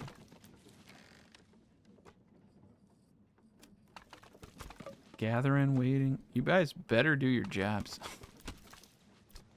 Alright, well, fuel... Oh, they are doing their jobs, I see. Oh, okay, yeah. So, this is a situation where we're capped. So I'm going to say overstock by 5. And I'm probably going to overstock this guy by 5. I don't need to, though. You can already tell things are great. Now, don't be freaked out about the leather, because what's happening is I just don't have enough leather yet, but I will. And leather is not... Well, I mean, I'll test that out again, but it doesn't appear from my perspective that leather is consumed. We still have all the leather that we pretty much started with. Yeah, honestly, going big in your first region definitely, I think, backfires in a lot of ways. Like, just focusing on producing an enormous amount of wealth. But that's what Greg is trying to force you to do, is that you basically want to build each region up to its specific... Like here, this place, you would just sell clay. Like, I would literally just sell clay tiles. That's it. I'd have a trade post that sells clay tiles. And I'd try to make it so that it accumulates as much tax money as possible. Over here... I would have them sell, meat, because they don't have a rich deposit. You need a rich deposit of salt, realistically, to make sausages valuable. This region right here is like a money maker, because you could sell sausages and you could sell clay tiles. You make a fortune off that region. But yeah, it's definitely, I think, pushing you to be more like play the regions to their strengths rather than play a region the way that you want to play it. So okay, so now that I have cheaper access to trade routes, I am going to purchase that, and we're going to import 10. Yep, and then we'll upgrade the church. Perfect. All right, yeah, so the apples are like, once we hit year 5, we'll get apples. You can see that we're not even really getting veggies. So we're getting 60 veggies. So like I said, they did a little bit of a better job, but we won't see our full yields in veggies until about year 3. And that's, I don't know why. That's just the way it is now. All right. I'm not even going to put anything in these back plots, but we have no free families now, which is kind of lame. Right. So what do I want to do here? All right. I am going to put a quasi gap here. I do want to do more industry in this area. And then I'm just going to build out the ugliest, most beautiful, ugliest houses ever. Oh god, they're so beautiful. Oh, why is it showing me? Oh god, no overlay. Thank you. I think I almost went blind. Okay. All right, this is beautiful. I need 26 wood, which I don't have. Let's actually build a logging camp. Second one. Oof. Yeah, we'll put it down here. Okay. The banditos have been spotted. They're coming all the way up there. There's actually a chance I don't even have to fight them. They may go straight for this dude. So we're going to watch how this plays out. All right, we got the manor up. Do it. Let's be prepared, but I don't foresee any issues. It's a pretty small group. There's a spear unit there. If they're going to hit us, actually, they're going to come across this bridge. So I think I'll actually do my retinue in front. The retinue are a little bit more expendable, I think, than the spears, because I don't have the tools to rebuild my spears. But this will be a pretty sweet location for a battle. All right, yeah, they're engaging the spear units here. They're going to be very weak if they survive. 35 spears is pretty intense. It's a nice little scenic. I mean, it's pretty cool. The rivers. I mean, if you're gonna die somewhere, this isn't a bad spot. It looks like the rebels are winning, dude. They're smashing the hell out of them. Beautiful. All right, he's bringing in the reinforcements. I don't know if they'll get there in time. The bandits will move on to me once they defeat this unit, and it does look like they are going to do that. Okay. I don't think that this dude will get here in time. I will have to engage, but they're gonna come right here. Oh, dude, you can stand on the freaking bridge. Oh boy. Okay.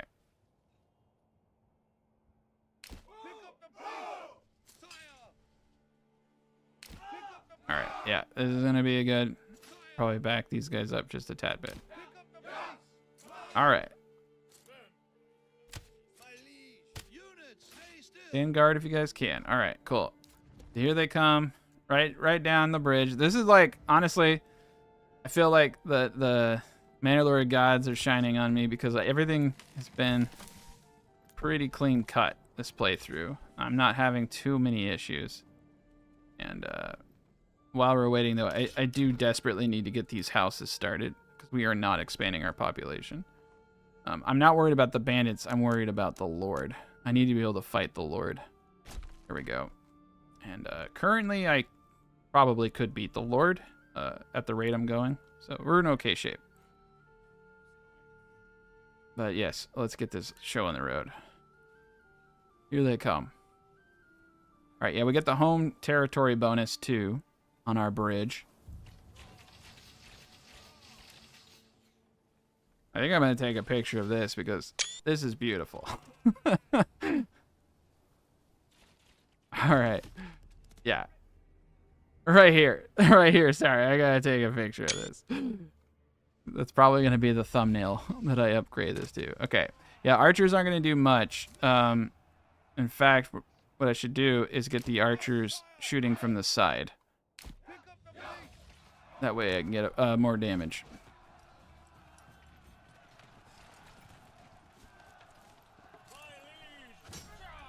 Oh, damn. All right. Let's get them side shots, guys. Come on. Oh, good lord. Yeah, it's a little weird. All right. Side shots. Is someone down in the water? Like, I hope. What the heck? They're like warping. All right. All right, bows. Do your thing. Where are they? They're shooting dudes over there. Okay, this is a little dorky. Oh god. Oh god, my retinue is badly beaten. I didn't want any of my spears to go, but this is getting silly. Oh yeah, look at those archers go, man. They're getting the side shots out. That's beautiful. All right, we're gonna push forward. I lost one spear. Okay, bridge fighting is not what I thought it would be. It's actually sloppy. I would have been better off just fighting in a field. I'm gonna allow it though. I'm gonna allow it. Man, those are some nice little side shots.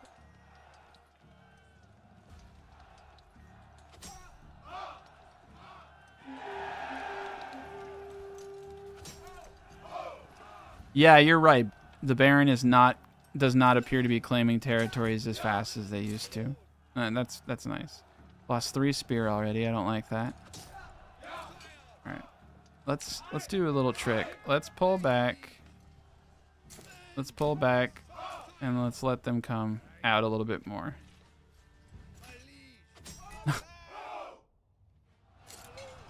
Jeez Louise, man. I gave him one opening.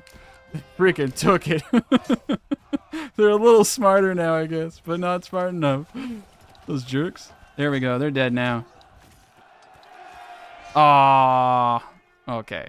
I was hoping to kill more of them. All right. That wasn't too grand of a battle. Now I got to clean this all up, too. What a bunch of jerks. They made a mess. Made a mess on my bridge. All right. Let's get one dude in the church to bury bodies. Small tavern. We don't even have that going. Yeah, we definitely want to upgrade those. Okay. Got a lot of people. Boom, boom, boom. We're going to go a little full speed here. And we have one dude for building houses. Cool, cool. All right. Got the forester going. Got everybody doing their thing. Vendors are doing good. Apple trees are growing. Perfect. All right, and I wonder how much rye we're going to get off this. 70? Yeah, so each one of these will bring in about 140. All right, windmill's going. Oh, geez Louise, I almost forgot the most important thing. Bakery. All right, we're going to put the bakery right next to the granary. Yeah, they have to run it a little bit, but they'll be okay. All right, we still don't have anything going. I think this is my first harvestable yield. Note, only the granary and storehouse can set stalls now. So nothing else can set a stall but a storehouse and a granary. And they're smaller. They're 20 instead of 50. Like I said, it's going to cause issues. They need to rethink it. I have 7 people. 7 families right now.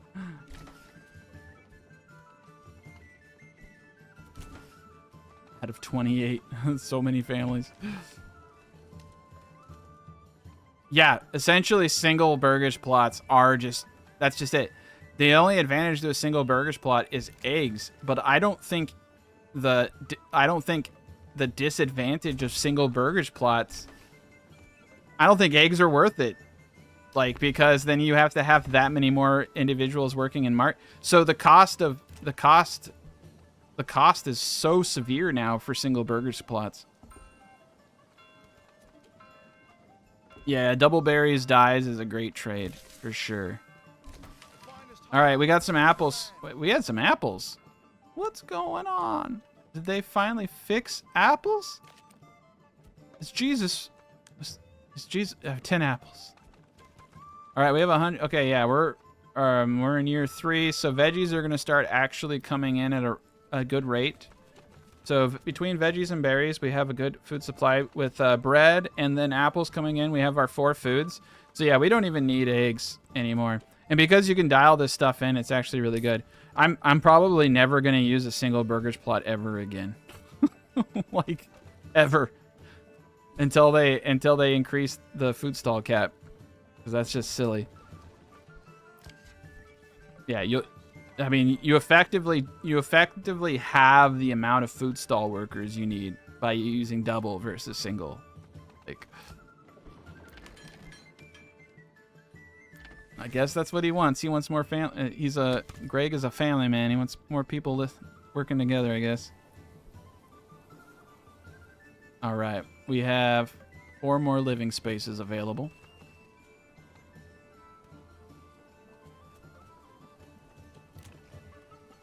Right. Yeah, I'm a little... Whoa, a fire. I don't even remember what the hell this was.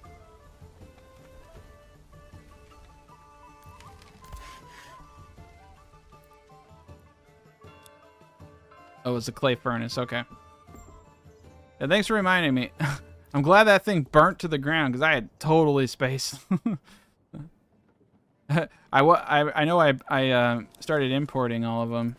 But we'll need clay tiles for tier 3 buildings still, so we'll get that going. My lord. Yeah, this is the problem, is when you start getting too many goods, they just become inefficient. You almost just want to focus on two goods. See, what I wish is they would extend the ability to select which goods go into a trade post so that you could have multiple trade posts. Like, I just want to focus on 1 or 2 goods, and with the current system, you can only do a couple goods because they'll come and do 50s at a time. But if I don't want to sell 9 herbs, I want to sell 50 herbs. It's just like, yeah, that's what they need to do next, though. They need to extend that controllability to trade posts, and then the trade system would be so much better than it is right now. All right, we're at 81%. All right, let's level these burgage plots up. I mean, you might as well do eggs in these double burgage plots if you're not going to do anything. I mean, granted, it's not a big thing, but honestly, if I were to do anything in these guys, I might do like meat, since I actually produce like enough. I don't know. I don't have enough meat coming in, so it's not worth it. If I had enough meat coming in, for sure.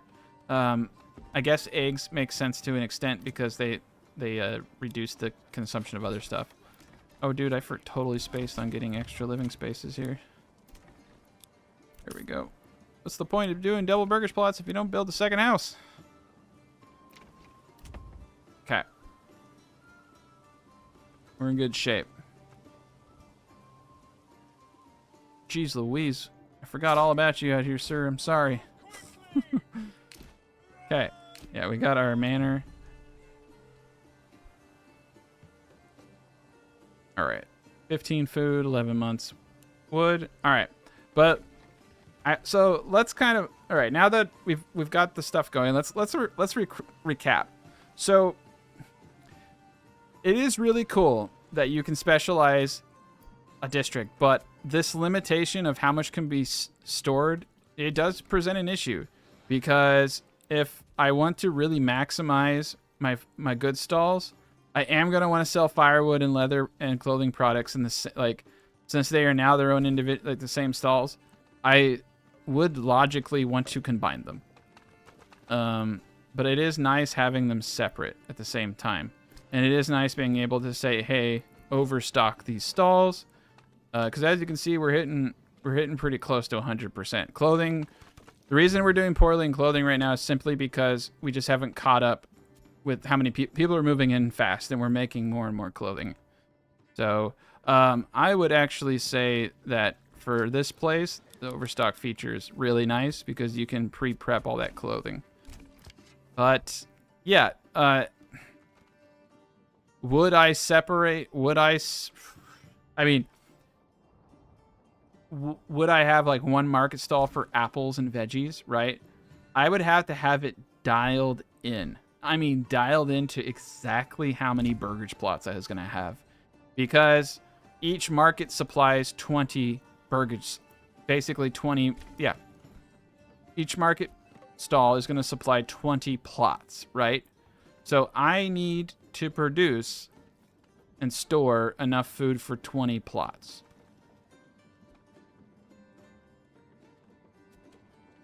And so if I have 30 plots, I'm going to have a market stall for those 10 extra people. So if you had it dialed in to where, like, you're almost going to want to specifically have your burgage plots in 20s or like 5 under, like 35 versus 40. So you could do 5 overstock. You know what I'm saying? But I think what I would want to do is like,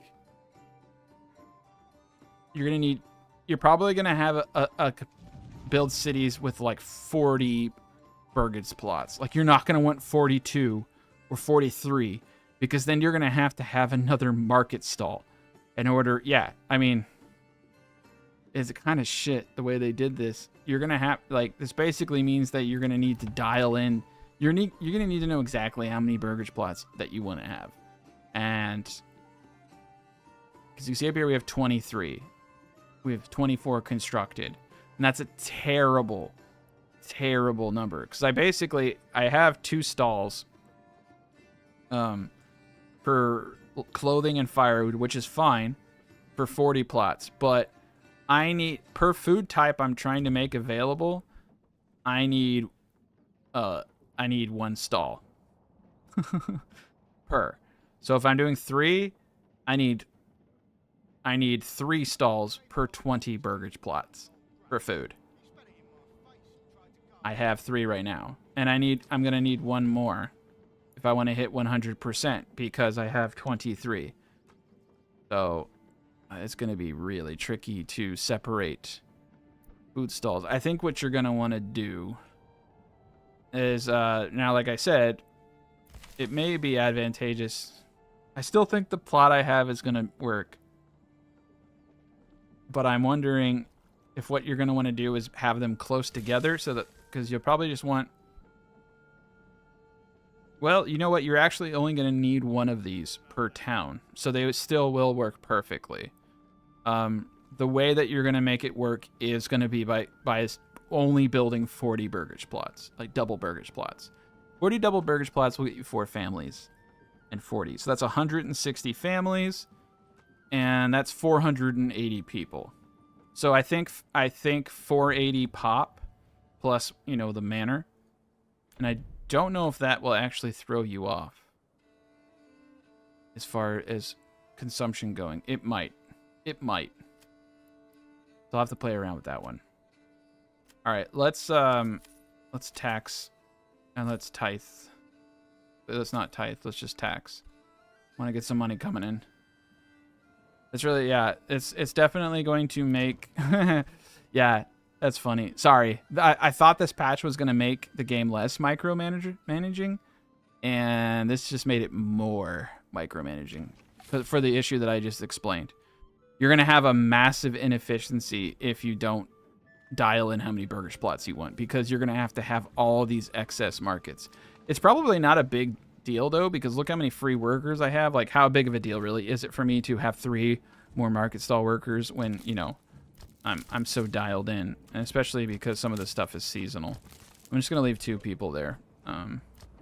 Maybe it's not a big deal, but I think it's gonna suck a little bit if you like efficiency. But it's not hard. You just, like I said, you just think in 20s, and everything that you're doing. and you will be fine. There's no code. You just right click on it and go to betas, and then you just select pre-patch beta. Actually, I don't know if there is a code, because sometimes it carries over. I know that I already had it, so.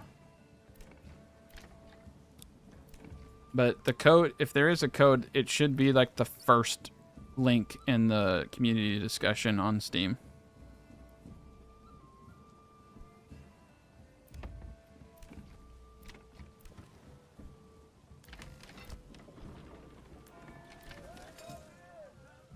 Yeah.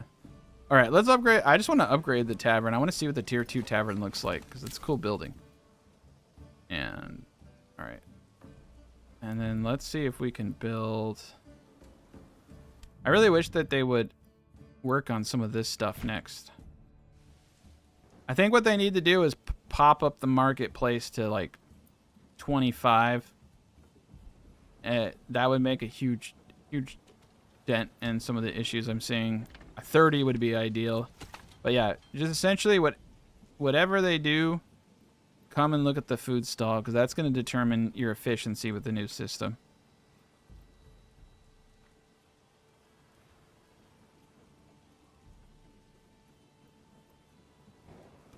I don't know if you need to factor in the water system too much because realistically, water doesn't take workers, so you can just build. I mean, you just build another well.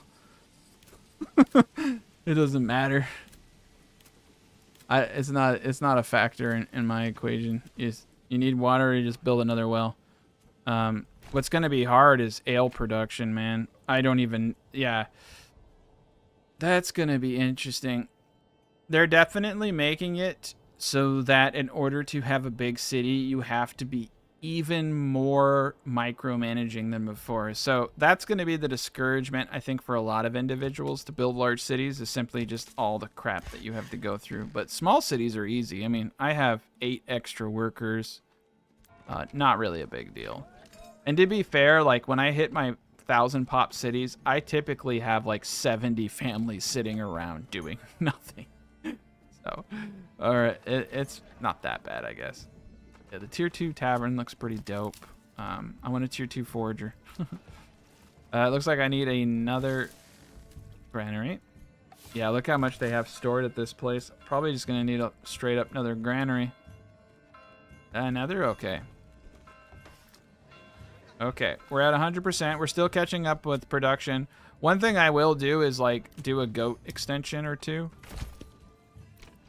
Just to help them catch up, but then eventually we'll be producing more leather than because you don't consume leather, you just reserve it per family. But we're at what are we at now? 44 leather. Well, why are they not stocking it? I have 2 things over here. They're storing 33. Oh, I need boots. I'm a dork. I need to make boots. I forgot. That's why it's low. Okay. So we're gonna need tools for that. I don't really want to produce tools. I most likely will have to lean on my skills. Commodities. Okay. Let's import. Okay. We're gonna buy 5 tools. And then we can start making boots. And we'll cap that for sure. Yeah, they supposedly fixed the windmill bug. I guess. Alright, we gotta start threshing. They're too busy. I think I'm gonna pop another family in the farmhouse. A 1 family should have been enough, but man, they're lazy. Get to work. I need that bread. Yeah, I got you now. That's the problem. I just need to start making boots. All right. 1 hide. Wait, goats give passive. Forgot goats gave passive meat too now. Totally spaced on that being in the last patch. I guess that's cool. One meat every 150 days, though, is like 2 meat a year. Which is like nothing, dude. Oh, God. All right, yeah, so we'll start making boots. Let's start. All right, yeah, let's start mass upgrading everything to tier 2. Get that passive money. I don't have booze production, but it doesn't really punish you like it used to. All right, the saw pit gentleman is... Okay. I think we're going to start getting more logs down there. I think I'm going to take a break from the logs up here. And we definitely want to get another ox, but I am out of mana. I'm broke. All right. All right. Yeah, that's cool. But that's just cool. I mean, like I've definitely shown you how easy it is to control this stuff. This is really good. I just think they need to rethink the market cat food stall. I have a feeling he will. Like, I think a lot of people are going to complain about this, and maybe I'm also like hinting and encouraging you to please blow the Discord up to ask them to increase it, because they will if we complain enough. And I think it needs to be a little, like, I understand them wanting to reduce it, but they reduced it way too much. Just way too much. Look at all those beautiful trees. This is going to be a decent harvest right here.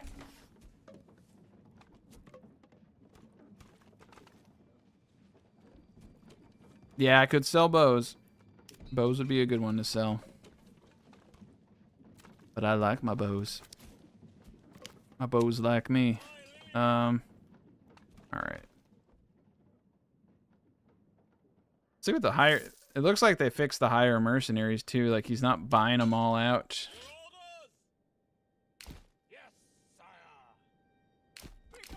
Where the hell is he? Is he still stuck up there? Oh no. What is he doing? Oh, he's like stuck. Okay. All right. I think what we have to do is, yeah, that's not good. My retinue is stuck in the river. I can't disband him.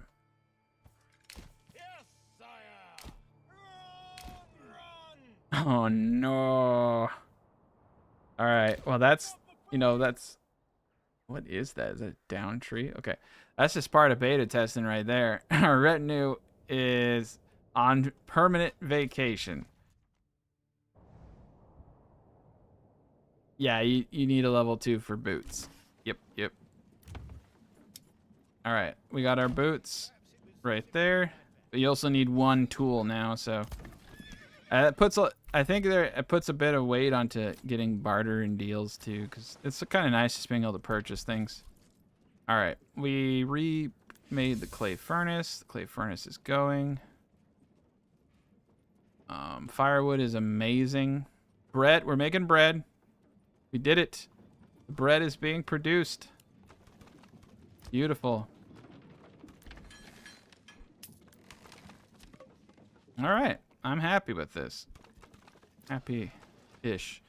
Once we get caught, I mean, look how easy it is to hit 100%. It's really freaking easy now. It's not rocket science. You just, and what's cool is if it's not big, you just add more granite. Like, I really like this. I mean, this is a really well thought out system. It's really, really, really well thought out. They just need to rethink the capacity of market stalls, but everything else is perfect. It's really good. This is a tier 2 tavern. It looks like the tier 1 tavern, but just a little prettier. All right, we're gonna upgrade as many of these houses as possible because I want that passive money. Nice. Yeah, everything's coming together pretty well. All right. Yeah, and I built that nice little tower. I don't know how to dismiss him.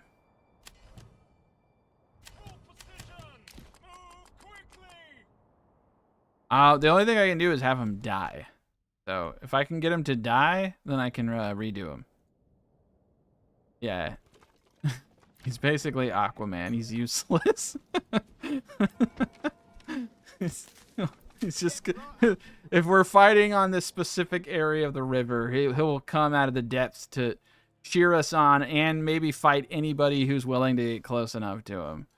But luckily, he's like here, so I think he will get attacked. But yeah, he's pretty much useless. Freaking sorry, the Aquaman joke kind of cracked me up. All right, okay, we're in good shape. We're a little negative from the tax, but that tax, well, what do I need money for? I guess I can hire mercenaries with it, but it kind of bums me out. I was hoping to deck out my men, make them look all pretty. I'm loving this. I'm loving this new market system, though, man. This is beautiful. There we go. We're at 100s. Yep. Really, really, really easy to hit those 100s. And the overstock feature is beautiful. Yep. Yep. I feel like with the overstock feature and some finagling, you're going to be able to dial in some good cities. But like, really, yeah, I have 10 unassigned families, so it's not that big of a deal, but it does seem kind of excessive to have so many people in markets. But yeah, what are we at? 121 pop. Sitting pretty.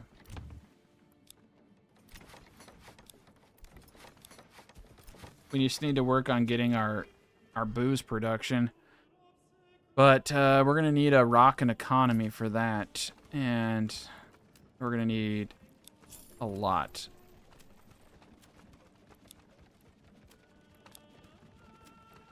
Let's get a couple traders in here. He's the protector of the shore, yeah. I could tell you what he's not the protector of, though, and that's my OCDs. He's driving me crazy. All right. Let's get a couple more. I usually have like 40 ox by this point in the game, so I'm definitely slacking. But yeah, I'm not having the issue other people are having where people weren't building, but sometimes it could be region specific. It could be like this region has the no one builds bug. I'm sure I'll just keep playing until I encounter it, but yeah, it's pretty amazing how many veggies I'm making with just one bender. And once the apples kick in, this is a pretty healthy pop right here. Like I'm happy with this pop. I think this is like, I think this is it. This is like, you don't really want to go over like, because when you hit tier 3, your population's going to double. Plot sizes will remain the same, so that's cool.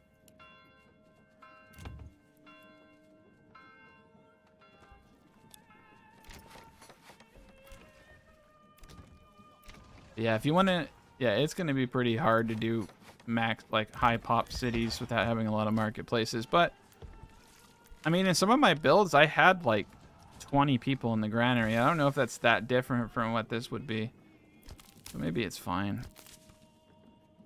Wild berries.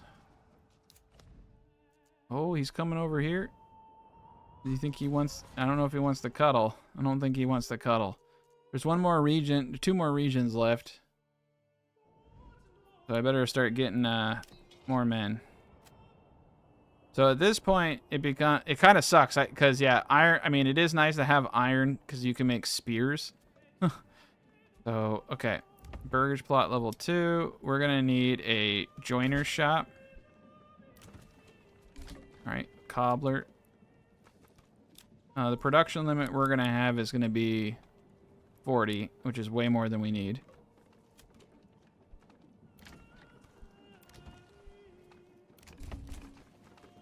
All right, we're doing great.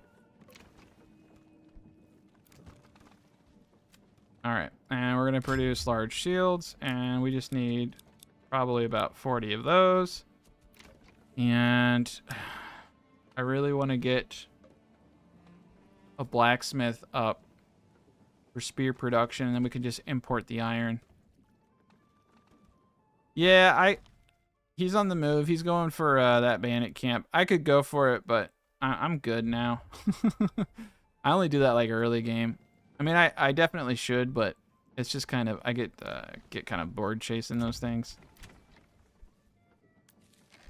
All right. And then we have an extra storehouse worker who's just like literally moving goods. And that's not bad. Logging camp. I'm going to let all this regrow. I'm going to put 2 people in the forester though. All right. This guy down here is doing a good job. And I think we got more hitching posts so I can get more ox coming in. We don't have too many ox and we're doing okay. 4 ox. Yeah, I'm pretty low. All right. And yeah, I just built another well. And that's going to do the market demand. You can see it's supplying.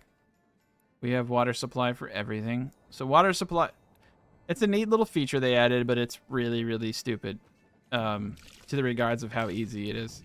It's not very difficult. But they do have to walk all the way here.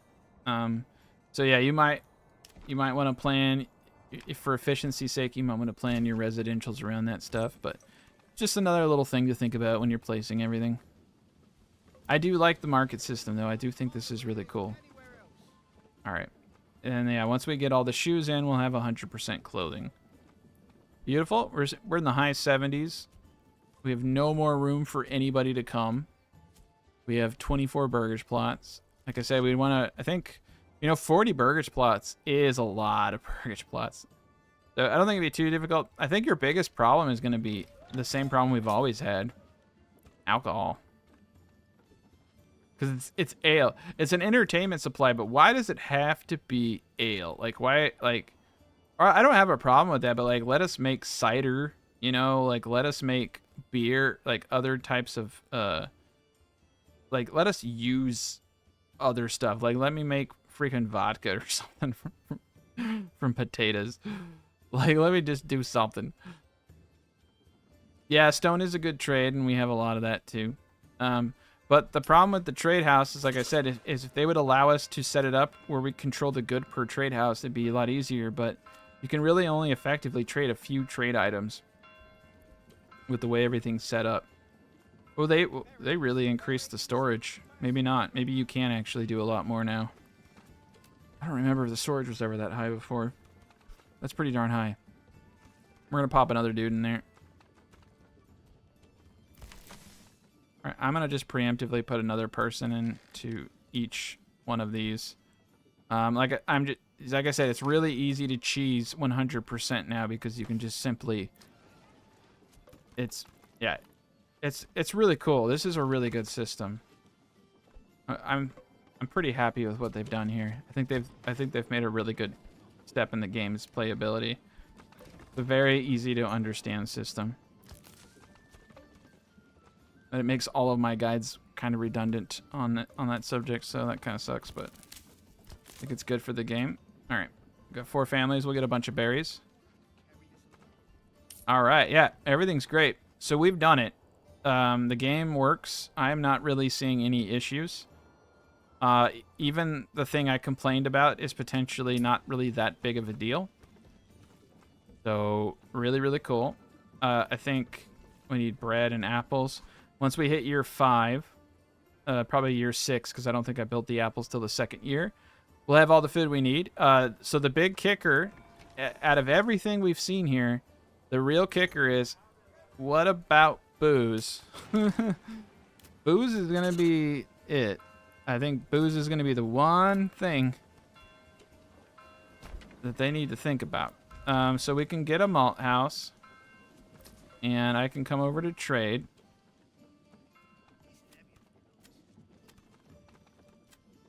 And I can buy barley. I can get a boozer, a booze house, a boozer. A brewery extension right there. And now we're running out of families because I went all crazy. All right, let's cut the clay furnace out for now. Oh, nice. Yeah, we got all the clay. Perfect. All right, we got 1 extra family now. We got the alcohol production right next to the tavern. Slap a dude in the tavern. I'm gonna take the Jesus guy out. Yeah, they're already at 50. Jeez Louise. We're gonna need a granary worker just to bring all that crap in.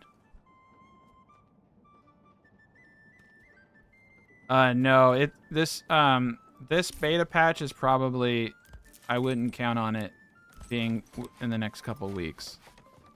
there's going to be a lot of fine-tuning. And I wouldn't be too concerned with what you see here, because I think a lot of things are subject to change. I will say, though, that I think this is an amazing positive step. A very good positive step. It's going to allow people to focus just on the gameplay aspect and build out, you know... I do like that I can have a marketplace that is just for firewood right next to the woodcutter, right next to a log storage only. I do like that only the storehouses maintain markets. I think that's beautiful. It takes a lot of like, remember how many times we were having to go and find out who was running a market stall? Like, this just takes out so much of that unnecessary noise. It's really, really good. Rye 108. Yeah, it's usually 2 to 4 weeks before a patch goes from beta to live, and it can sometimes be longer depending upon how many bugs they discover and how many things that they want to do. And I love this. Like, look how we can see how much is supplied and the surplus. This is so. They did such a good job with this. Like, honestly, this is like a lot of good quality improvements. I'm pretty fond of this. So this is great. Tomorrow is Christmas Eve, and you know all that Santa stuff. So I probably won't be going live, but what I will be doing is working on a full playthrough with my new Bender design. So I will show you guys that. But I'm going to work on a full new playthrough with the Bender design. It's going to be well edited, and I'm probably just going to release the whole video with chapters. And hopefully I can get it done by Friday. I'm going to try to grind it out. So yeah, I'll have a good series with some new tips and tricks, subject, you know, to changes, but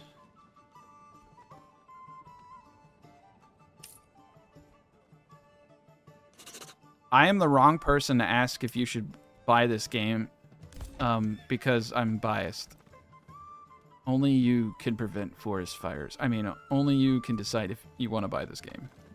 I like it.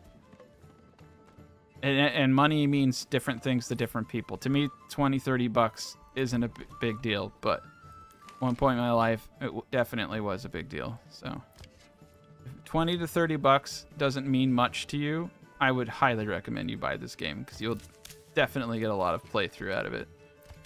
But if 20, 30 bucks is a considerate amount of money, I would not get it. Because it's still an alpha. I don't know, dude. I have hundreds of hours on this game. But again, I'm biased and I have problems. So not everybody has brain things that let them play games like this for absurd amounts of hours and nerd out. I have like a massive affinity for medieval games just in general, and Manor Lords is the best looking medieval city builder probably ever made. But let's keep it going. All right, so we got a malt house. I'm gonna get the malt going. Let's start importing. Got our boozer up. I just want to see if we can do it. Yeah, before I end the stream. Let's look into the malt situation. I want to answer that question. Oh man, it's a commodity, isn't it? Ale is the commodity. Crafting, fuel. I can. Oh yeah. Here we go. Crops. My bad. I'm the dork. Okay. We'll buy a route. I definitely want to get my next rank into reducing that cost. We're gonna import. Okay. We have 40 families. We need to produce 10 booze per month for 30 families. So I need 13 per month. Oh, it's going to be 120. It's going to be about 150 regional wealth a month in order to get these people drunk. Fantastic. Okay. Let's do it. Okay. Definitely going to need a good trade economy. But if I can get that second perk, I can have that amount. It's actually feasible to purchase booze and get everyone drunk, but it is going to cost you a considerable amount of money. Yeah, you can play it on Game Pass, but Game Pass, well, here's the deal. You can only play the beta patch on Steam. You can't play it on anything else. Game Pass or Epic or, I don't know, whatever you're doing. Oh, yeah. Gotta get the booze. Booze is I mean, I always go this route where I just buy the booze. Like, always. Importing, definitely worth it. What are you doing? Where are you guys going? Get off my lawn. Can you kill that dude up there? I'm thinking about going to this bandit camp and then chasing them back to the retinue. I don't know. I just need someone to kill him.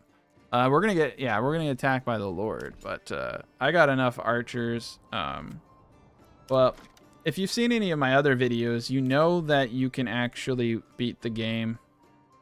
You can defend yourself very easily with a very simple design, which is basically a Pac-Man. It's just this.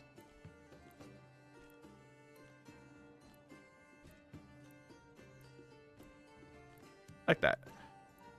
And then they come in to beat the gate, and you have your archers here, and you have your archers here, and you shoot them in the back. That's it. Just do a Pac-Man. It's absurd. You can defeat pretty much any army with like a handful of archers. But, yeah, let's see. We got a lot of rye coming down here. Yeah, the veggies and berries. So the benders seems to still be producing the same amount, which is 35-ish per corpse pit. So, math. Yeah, like 100. We'll call it an even hundreds. There's about 200 veggies per year. No. It's 45. My bad. Yeah, so 120, 240. So, yeah, we should be producing about 260 veggies per year with these two vendors. And the same in apples once they start yielding. You can see some of the apples are finally starting to come in. So that's going to help us out quite a bit. And it looks like we have... Whoa. I see booze. I see booze everywhere. What the shit? It says I have booze. But then it says I don't have booze. Okay.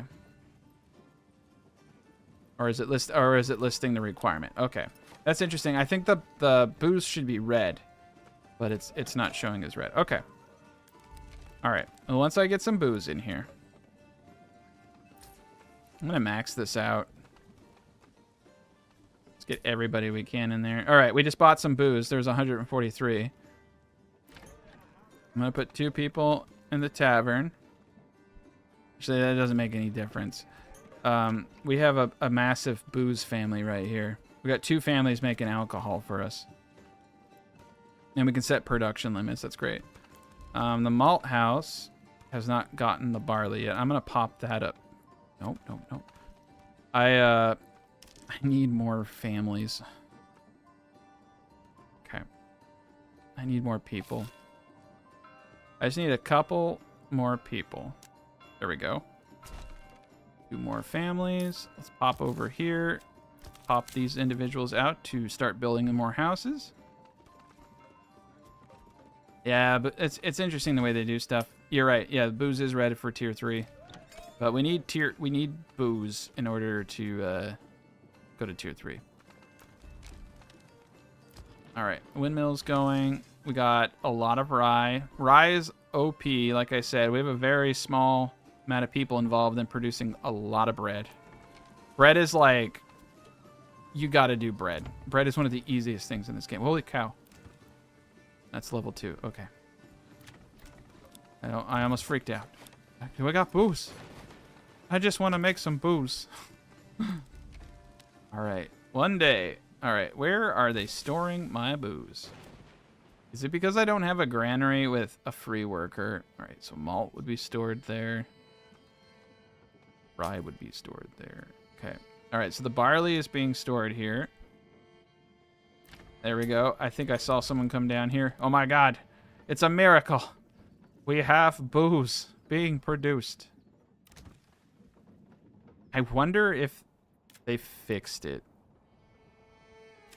I wonder. Oh my good God. Okay. The worst land ever for barley.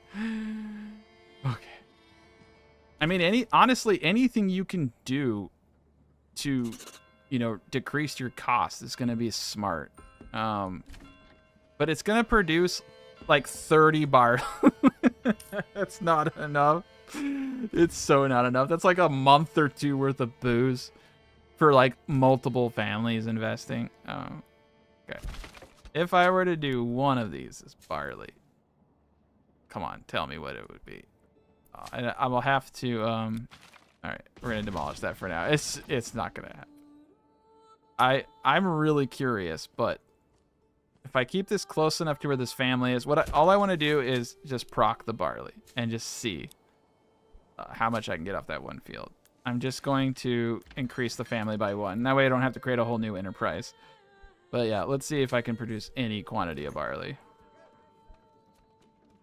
That'd be great. Booze is green in this burgish plot. I need to make a shirt. I think that should be a shirt right there. Is booze is green in this burgish plot with a big arrow pointing at the person wearing the shirt. Yeah, wine would be great. That's what I mean. It's just like, give us... I just wish they would give us options. All right, so there we go. We got 2 ale. And it's supplying... That should supply 6 houses. Or, sorry, that should supply three families. So, it's supplying a little bit more.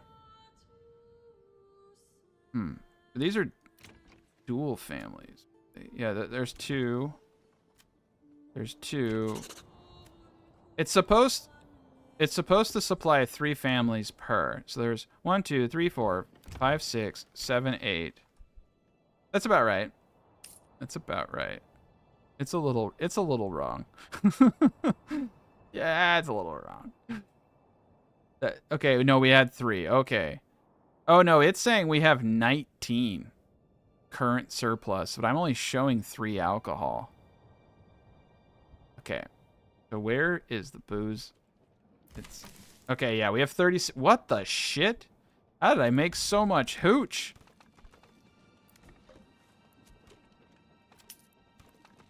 All right, we can do. I'm like confused.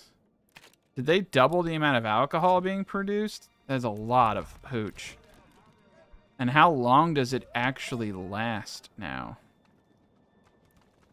All right, we're going to actually up this.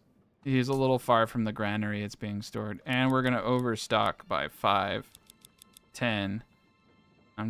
Let's just get the booze running in here. All right. Yeah, so you can't do the booze trickle in effect. I love this. This is great, though. I don't know how long our booze is going to last, but I'm happy enough. Okay, so we have 8 barley. We have 18 ale. Yeah, the ale is going fast, and we're not even close to 100%.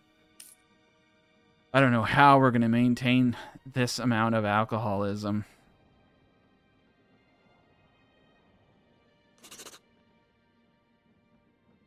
Okay, so what I'm thinking what you're going to want to do here until they figure this shit out, is not have, like, this is an easy thing to do. You don't have access to alcohol. You get enough of it so that you could rapidly increase it, and then you upgrade all of your houses to tier 3. And then you wind it down. That's how I would handle it. Because look how quickly we ran out of booze. We ran out so fast. So fast. They gotta fix this. It's kind of absurd. It's kind of absurd. You're gonna need to grow like a couple. All right, you need 1 ale. You need 1 booze per 3 families. Okay, I have 40. I need 10. I need 10 booze. So I need like 120 malt just for this. If I increase this, I'll need 240 malt per year. That's not too bad. It's just that it doesn't grow in these areas, and in trading, even with a region you control, is still a massive pain in the ass for that much malt. You will get a massive discount though using the trade post to buy it, but that's the second problem, is that the trade post just like really doesn't work that efficiently. Like sometimes they're just, I don't know what the hell they're doing. I mean, for all I know, they're like playing fucking hacky sack in there. They don't seem to be doing shit. I don't, you know, like I need booze and no booze is coming in. It's like, okay, you know, buy it. It's like, all right, no one's selling it. like, crap. Exactly. All right. It does seem to be working. Oh, wow. We did it. 24 houses have access to premium alcoholism. This is beautiful. It's a beautiful day. Now, how... This is going to be the thing is... I mean, I am sustaining it. It's not that bad. The only way I'm really going to learn is if I play. Like... But look how easy it is to actually hit all the requirements now. I mean, we did it. I did it just with purchasing it. And I will be honest, though. Like, once I do better deals and reduce the import prices by 5, it's doable. So, I would say the game did fix a lot of problems. But yes, something that a lot of us have been discussing is that large cities are fairly impractical.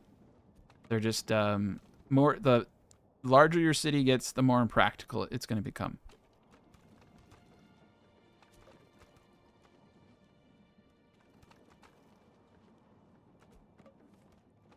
Yeah, but that's just it. Is that the barley fields that you can have in this area suck. It's like what they did with rye. It's like, I don't know if there's another crop that they could add besides barley that you can make alcohol from, but like maybe like, or maybe like how they have the perk where you make double the alcohol from bakeries. It's like, give us the ability to create double the alcohol. That's all I ask. Like, give us something to produce more alcohol.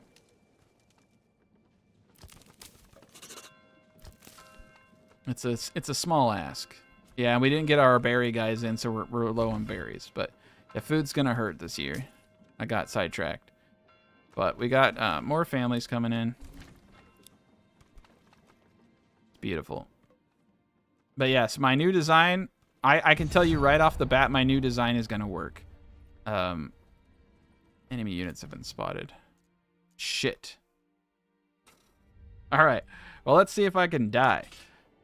Oh, I know I can die. But yeah, because I don't have my retinue, I can most likely die very easily. I do have an insane amount of money. So, let's do that.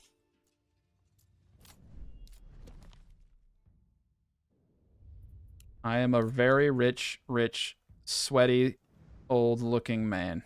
And I have lots of money. Okay. Alright, well, we got a lot of bowmen. I'm happy with that.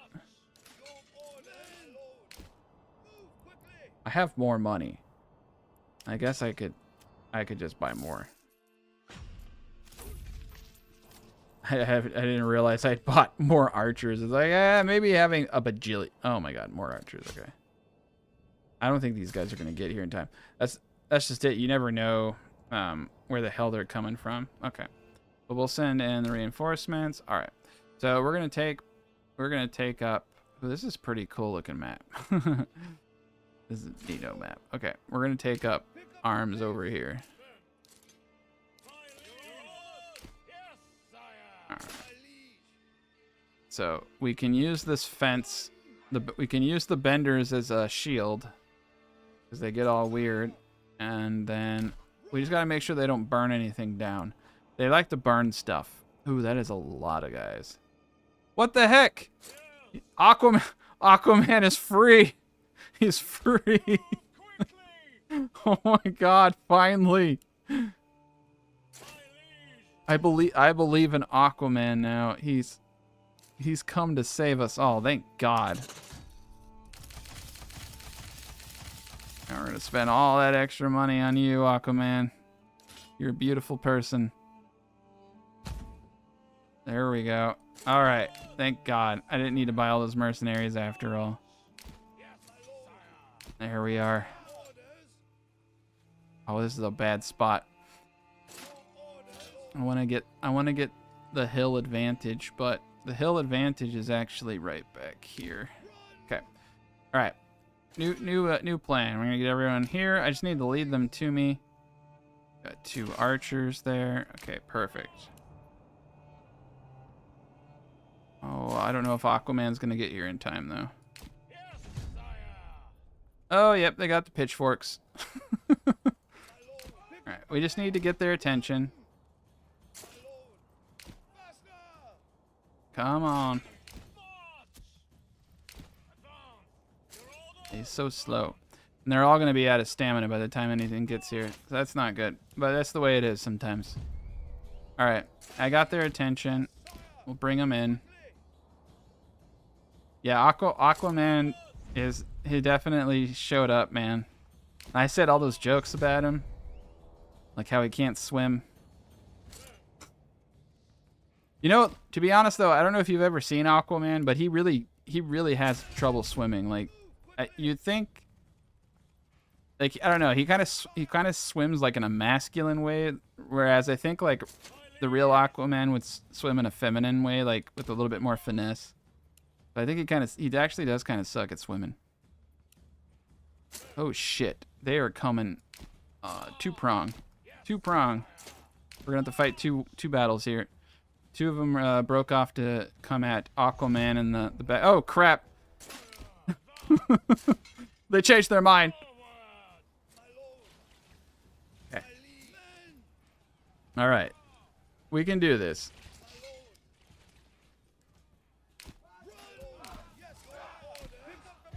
Why aren't you guys moving? Jeez Louise. Oh my god, dude. I hate this so much about the game. Just the unresponsiveness of units. That was like totally unnecessary for that many people to die. Okay. Alright. I don't really care if these people die so much.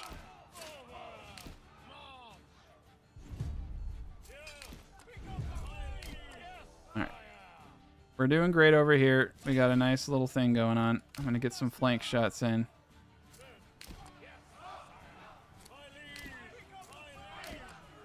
Alright. I think I'm going to run the opposite direction of everybody. And we're going to get in a nice little flank attack. Alright. We're good over here. Yeah, we're good over here. Alright, come on. Shoot him in the back. There we go. Now we're having a good party. Alright. Alright, yeah, they're down to 13. They're going to run soon. Switch that up. Alright, let's get this going. Yeah, like the units are broken up in 2. It's all weird. Shoot at Will. We don't like Will. Will's a dick. Alright. Yeah, I didn't need that many mercs, but... Okay, cool.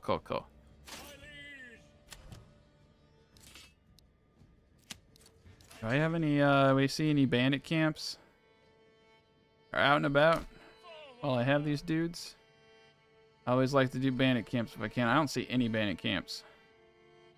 Ooh, there's a rich salt right there. Okay. Alright, we're in good shape. We're in good shape. Keep producing people, keep producing units. Well, we did it. We, yeah, you can hold up to 50.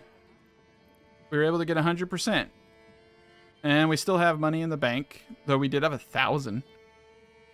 Some of them are crying because of the killing and, you know, the losing of people.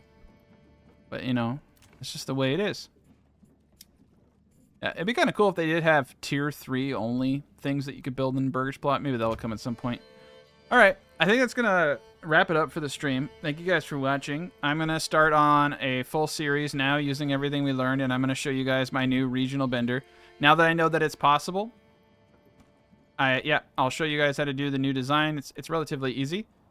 It takes a little bit of creativity, but it's really, really cool, and you're only going to need 1 per. So yeah, I think what I'm going to do is have my build be, as I talked about early, double Burger's Plots exactly, I think, 40.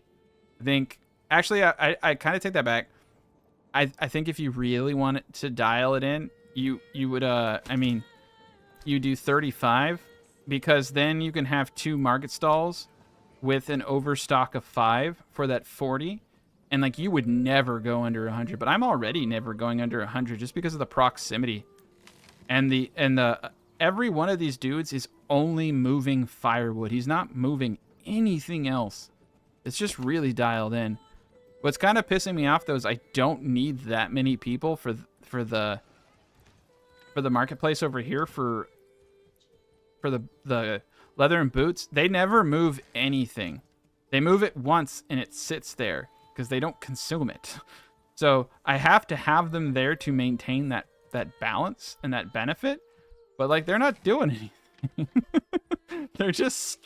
They're not doing anything. Okay, this one's transporting. But what is he transporting? What is Lawrence transporting? There's nothing in there. There's nothing in there, Lawrence. You freaking liar. But yeah, the game is definitely, I mean, based off everything I know and everything that I've done, I think I've just shown you how to successfully play the game with the new mechanics to the extent of what I thought they would be. I'm sure that once I get some time away from this, I'm going to think of some really cool things. But I've already been thinking about what these changes meant for months, and they did exactly what I thought they would do. And they did some things even better than I thought they would do. So I have a lot of really big ideas that I'm going to be showcasing. But yeah, cities will definitely be a lot more dialed in, and the micromanaging aspect of this game actually, so I'm going to say this, it's ironic because they always like make these patches to get rid of micromanaging, but they literally just made the game like easier. Like you don't really need to know this stuff, right? Oh, your granary is almost crapped. Just throw in another, make another granary and throw in another worker. No big deal. But because of these changes, you can actually micromanage your city to an extent you never could before. So I'm just like, I'm going to have even more micromanagement type guides now. So yeah, good job. you made it possible to micromanage the game to a far greater extent than it was before. Like the fact that I can make a woodcutter lodge area is immensely, this is so cool. Like it makes it look more like a city. You know what I mean? Like, and let me just show you. Let me show you guys before I log off what I mean. Like take a big picture of what this little city looks like. I mean, it's not grand. And then let's look at the city of Good Enough, which is my shield design, which is a centralized market area, which was perfected for the system of the time.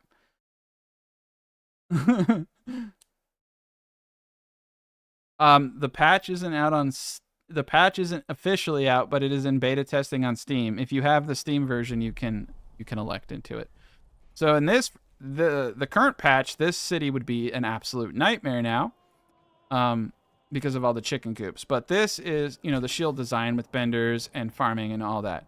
But the centralized market with granaries and, everything there, and then a storehouse area. So these market, oh man, I wonder how bad it is now.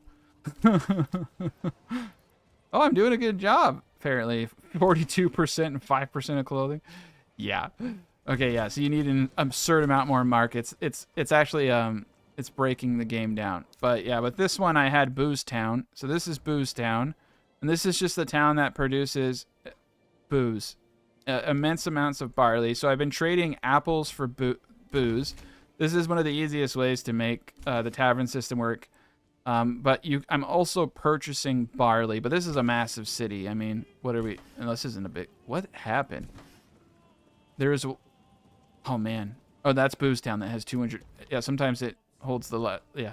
It's like, no. Okay, we got 600 people here. We have tier 3 houses on everything. This is 600 pop. But, yeah. So, we went from this to what you saw in that last, which is where you had regional areas. So, it's like, you don't have to hit peak efficiency, you don't have to make a circuit board anymore. You can make smaller circuit boards spread out throughout the map area. But, yeah. We have 3.3 thousand food, 1.4 thousand honey. And again, I was talking about this earlier in the game. Now that goods are evenly eaten, I don't know if honey will work that well anymore. If it's being consumed evenly, you're not going to be able to stockpile that much honey. And therefore, you won't be able to get the food variety 100% bonus. Because right now, it's easy to maintain 100% bonus because I only need 4 foods and I have 6. Honey, so they like barely ever touch the honey. So the honey's just, it doesn't matter if they eat a bunch of bread or if one falls below the other, because the honey's just always been so dependable. But I don't think that that's going to be the case anymore, and I'm going to have to just figure that out through playing the game. But yeah, this is the Shield 2.0. That was based off of the fishing patch that came out a bit ago. I still think fish suck.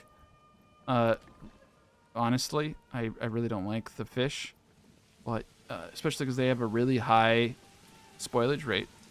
But yeah, it's a beautiful. It's actually kind of depressive city. It's beautiful and depressive. It's massive, but yeah.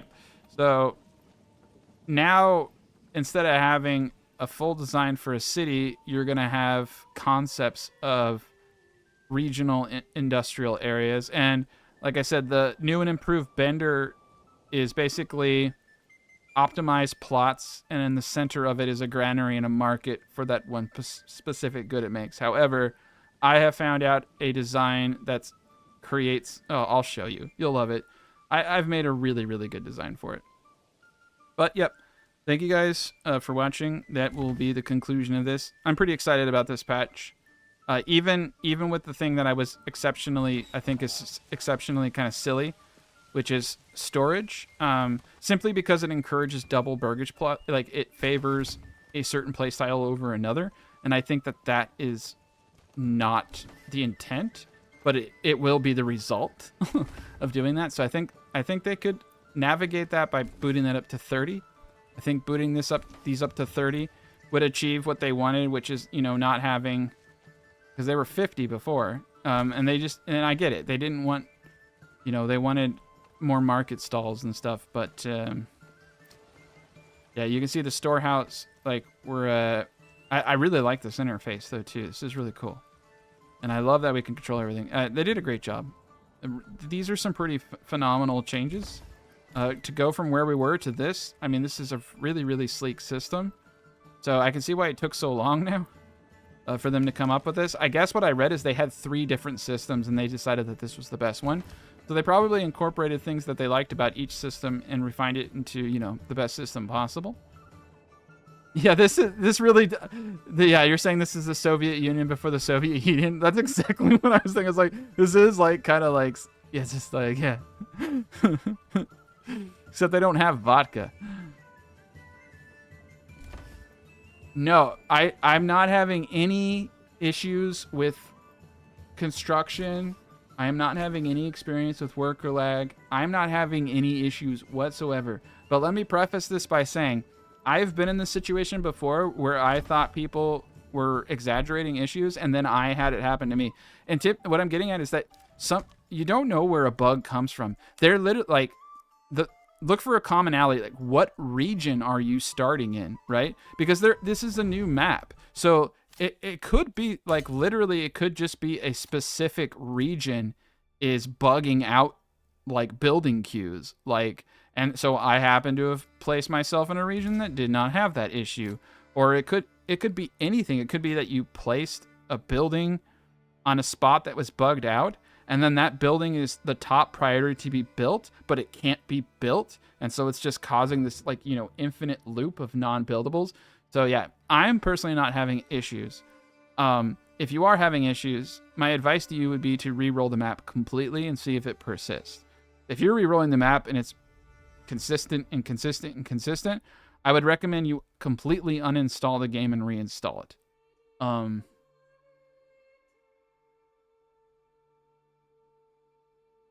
Yeah, so you're saying you've tried a different playthroughs on the map and your family's built a logging camp and decided not to work. See, that sucks. I didn't, that has not been the experience that I just had, but like, I guarantee, like, yeah, I don't know, man. It hasn't happened to me yet, but that doesn't mean that what you're experiencing isn't legitimate. Like, every beta patch, people have told me I've had XYZ happen, XYZ happen, and it doesn't always happen to me, but like eventually it does. I've had a few, like recount specific bugs, but fortunately, I have not had those issues. If the issue is consistent and like you've tried 5 or 10 times, I would probably. I mean, honestly, if it depends on what your internet connection is. I have fiber internet, so it's really easy for me to re-download the files. But I would do a complete uninstall. Make sure you have mods installed. Like if you have mods installed previously, like that could be the issue too. So you want to go to the file and delete everything. I don't use mods. I play vanilla. So, I mean, there could be so many things. I mean, it sounds like a game error. It doesn't sound like a hardware issue that you're having. But, yeah, I would probably reinstall the game. Yeah, the equivalent to Chernobyl is no alcohol and people dying of radiation poisoning. But, all right, guys. Thank you for tuning in and watching. I hope you have an excellent rest of your day. I'm going to be cranking out my next series showing you how to make highly concentrated agricultural districts, which are the new benders. And I'm going to have fun with it. It's going to be a big one. Probably going to be like an 8-hour video. But I'm going to edit it. And it will be cool, I guess. But I'll have chapters too, so you can move around. And I'll have chapters for specific parts like the bender. I'll probably even have an individualized video that I put out for it because it's pretty easy to understand. Mods are usually always the problem. Mods are always usually the problem if you're having issues. And just because you've uninstalled mods, you need to make sure that you've actually fully removed them from the files too. Yeah, priorities don't seem to be working too well, but they do eventually build everything. Anyway, all right. Well, that's where we are. Again, thank you guys for coming out, and stay tuned. I will definitely be posting. My plan is to cover Manor Lords for at least a month or two until I get bored again, and then I have to build like castles and kill things. But there's a lot of content here, and I have a lot of ideas and a lot of things to remake, so expect a good portion of content coming out.